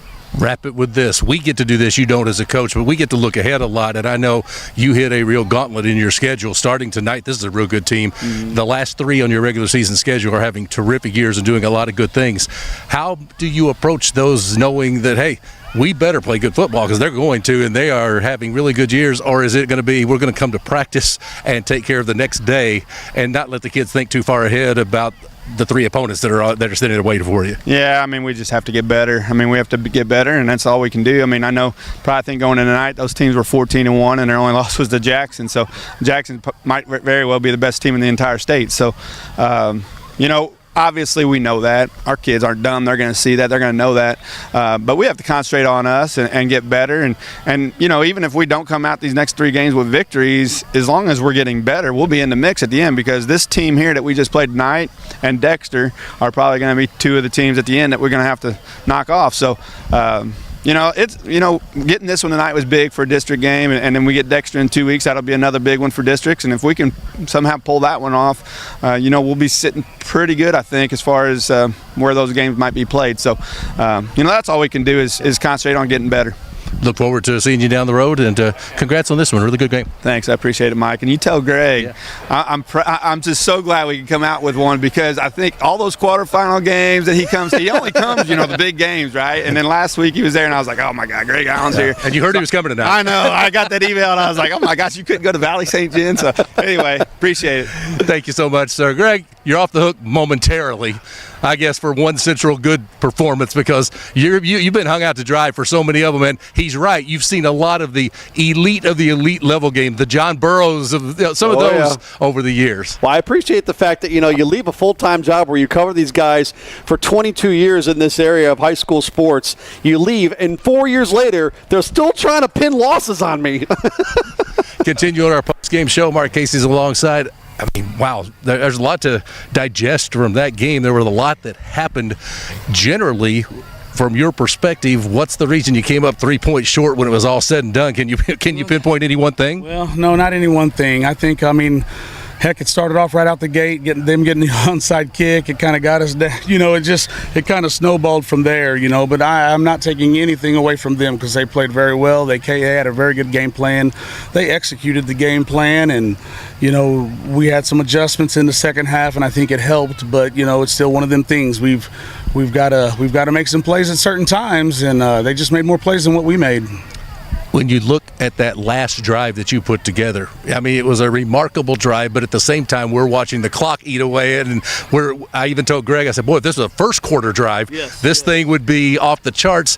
I like that you weren't panicked. There was no, but the clock kind of got away from you a little bit. What did you think during that last drive? Because I know you had your eye on the same thing. Well, we just got to have a little bit more sense of urgency. I don't think we quite, I mean, I think we understood, but I don't think we reacted in the way like we understood. You know, we've got to get going a little bit quicker, a little bit more sense of urgency, getting up to the ball. Every little second counts, you know, and we did not do that. And that's something we're going to have to get better at. That's something we're going to have to work on. And, you know, that's just, you know, there's every week, you know, you can, especially games like these tight, close games, you can usually find some things that you can make your team better as long as everybody stays locked in and focuses up and really works on them. You know, it's one of those things that we're going to hopefully learn a lot from this.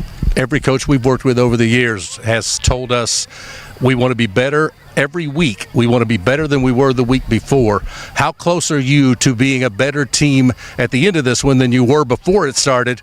Or is that going to be a study film question? Yeah, I think that's going to have to be a look at film thing, you know, and just kind of see, because I feel like there was certain things that I thought we would be able to handle that maybe we couldn't handle, and maybe I was just underestimating or giving us too much credit on some certain things, but I thought that we would be a little better at some certain things than we were, and maybe once I look at the film, I'll think differently. I don't know for sure yet on that. I'll just have to look at it. But, you know, hopefully I think that we did do some good things at times. We just got to be more consistent with it and connect those together and be able to take away a few key issues where we made some big mistakes and kind of killed ourselves too and took ourselves out of a situation.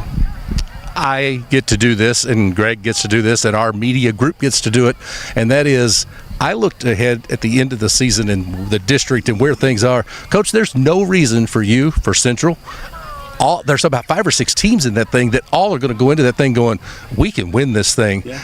Is that the thought that pretty much you're seeing as well, is that thing's going to be so balanced, it's going to be completely up for grabs no matter what happens these next 3 weeks? Oh yeah, absolutely. I think almost almost the entire district, yeah, it's going to be a battle every single night. I don't think it's going to be one of those districts where you got one standalone that just is going to blow everybody away or anything like that. I think everybody's still in competition for it. And I mean, yeah, these types of games are important because you want to get yourself set in a good situation come playoff time, but at the same time, no matter where you're at, you're probably you're not going to have a pushover in that first game, no matter what it is. So, higher seed, lower seed doesn't matter. You know, you're probably going to have a game on your hands, and you're going to have to battle in this district this year to get out of it.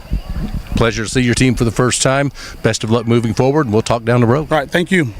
Guys, that is Mark Casey, the head coach of Potosi Trojans, back here after some time away. 8 years at Central on their staff. They lose this one tonight, 31-28, but I do think that district, it is going to be wide open, and both these teams are going to be a big part of it. It'll be super interesting. Thanks, Mike. And, of course, Coach Casey, part of that staff 2 years ago in Park Hills that beat Seneca 48-34 to win it all in a state football championship affair. He was here in Potosi from 2008 to 2016. He went 54-43. And that stint, he is now 2-4 in his return to Potosi here in 2025 as they fall to 2-4. Central improves to now 4-2 on the season. Central a winner tonight. Next up for the Rebels, they're back home for the next 2, Valley Catholic and Dexter, to begin the final third of the high school football season. They'll wrap it up at a broadcast game that we'll have for you here on Parkland's Sports Live at Farmington. Potosi, they'll come back here next week for their final home game of 2025. Pacific is in town, and then the Trojans on the road for 8 and 9. They go to DeSoto and St. Charles West. We say so long from Potosi, from my partner Mike Reeves and our entire crew here in Trojan Country. Greg Allen saying so long. The Rebels do it again to Potosi. They've won 8 straight. 16 of the last 17, and they hang on to win a good one tonight. Final score, Rebels 31.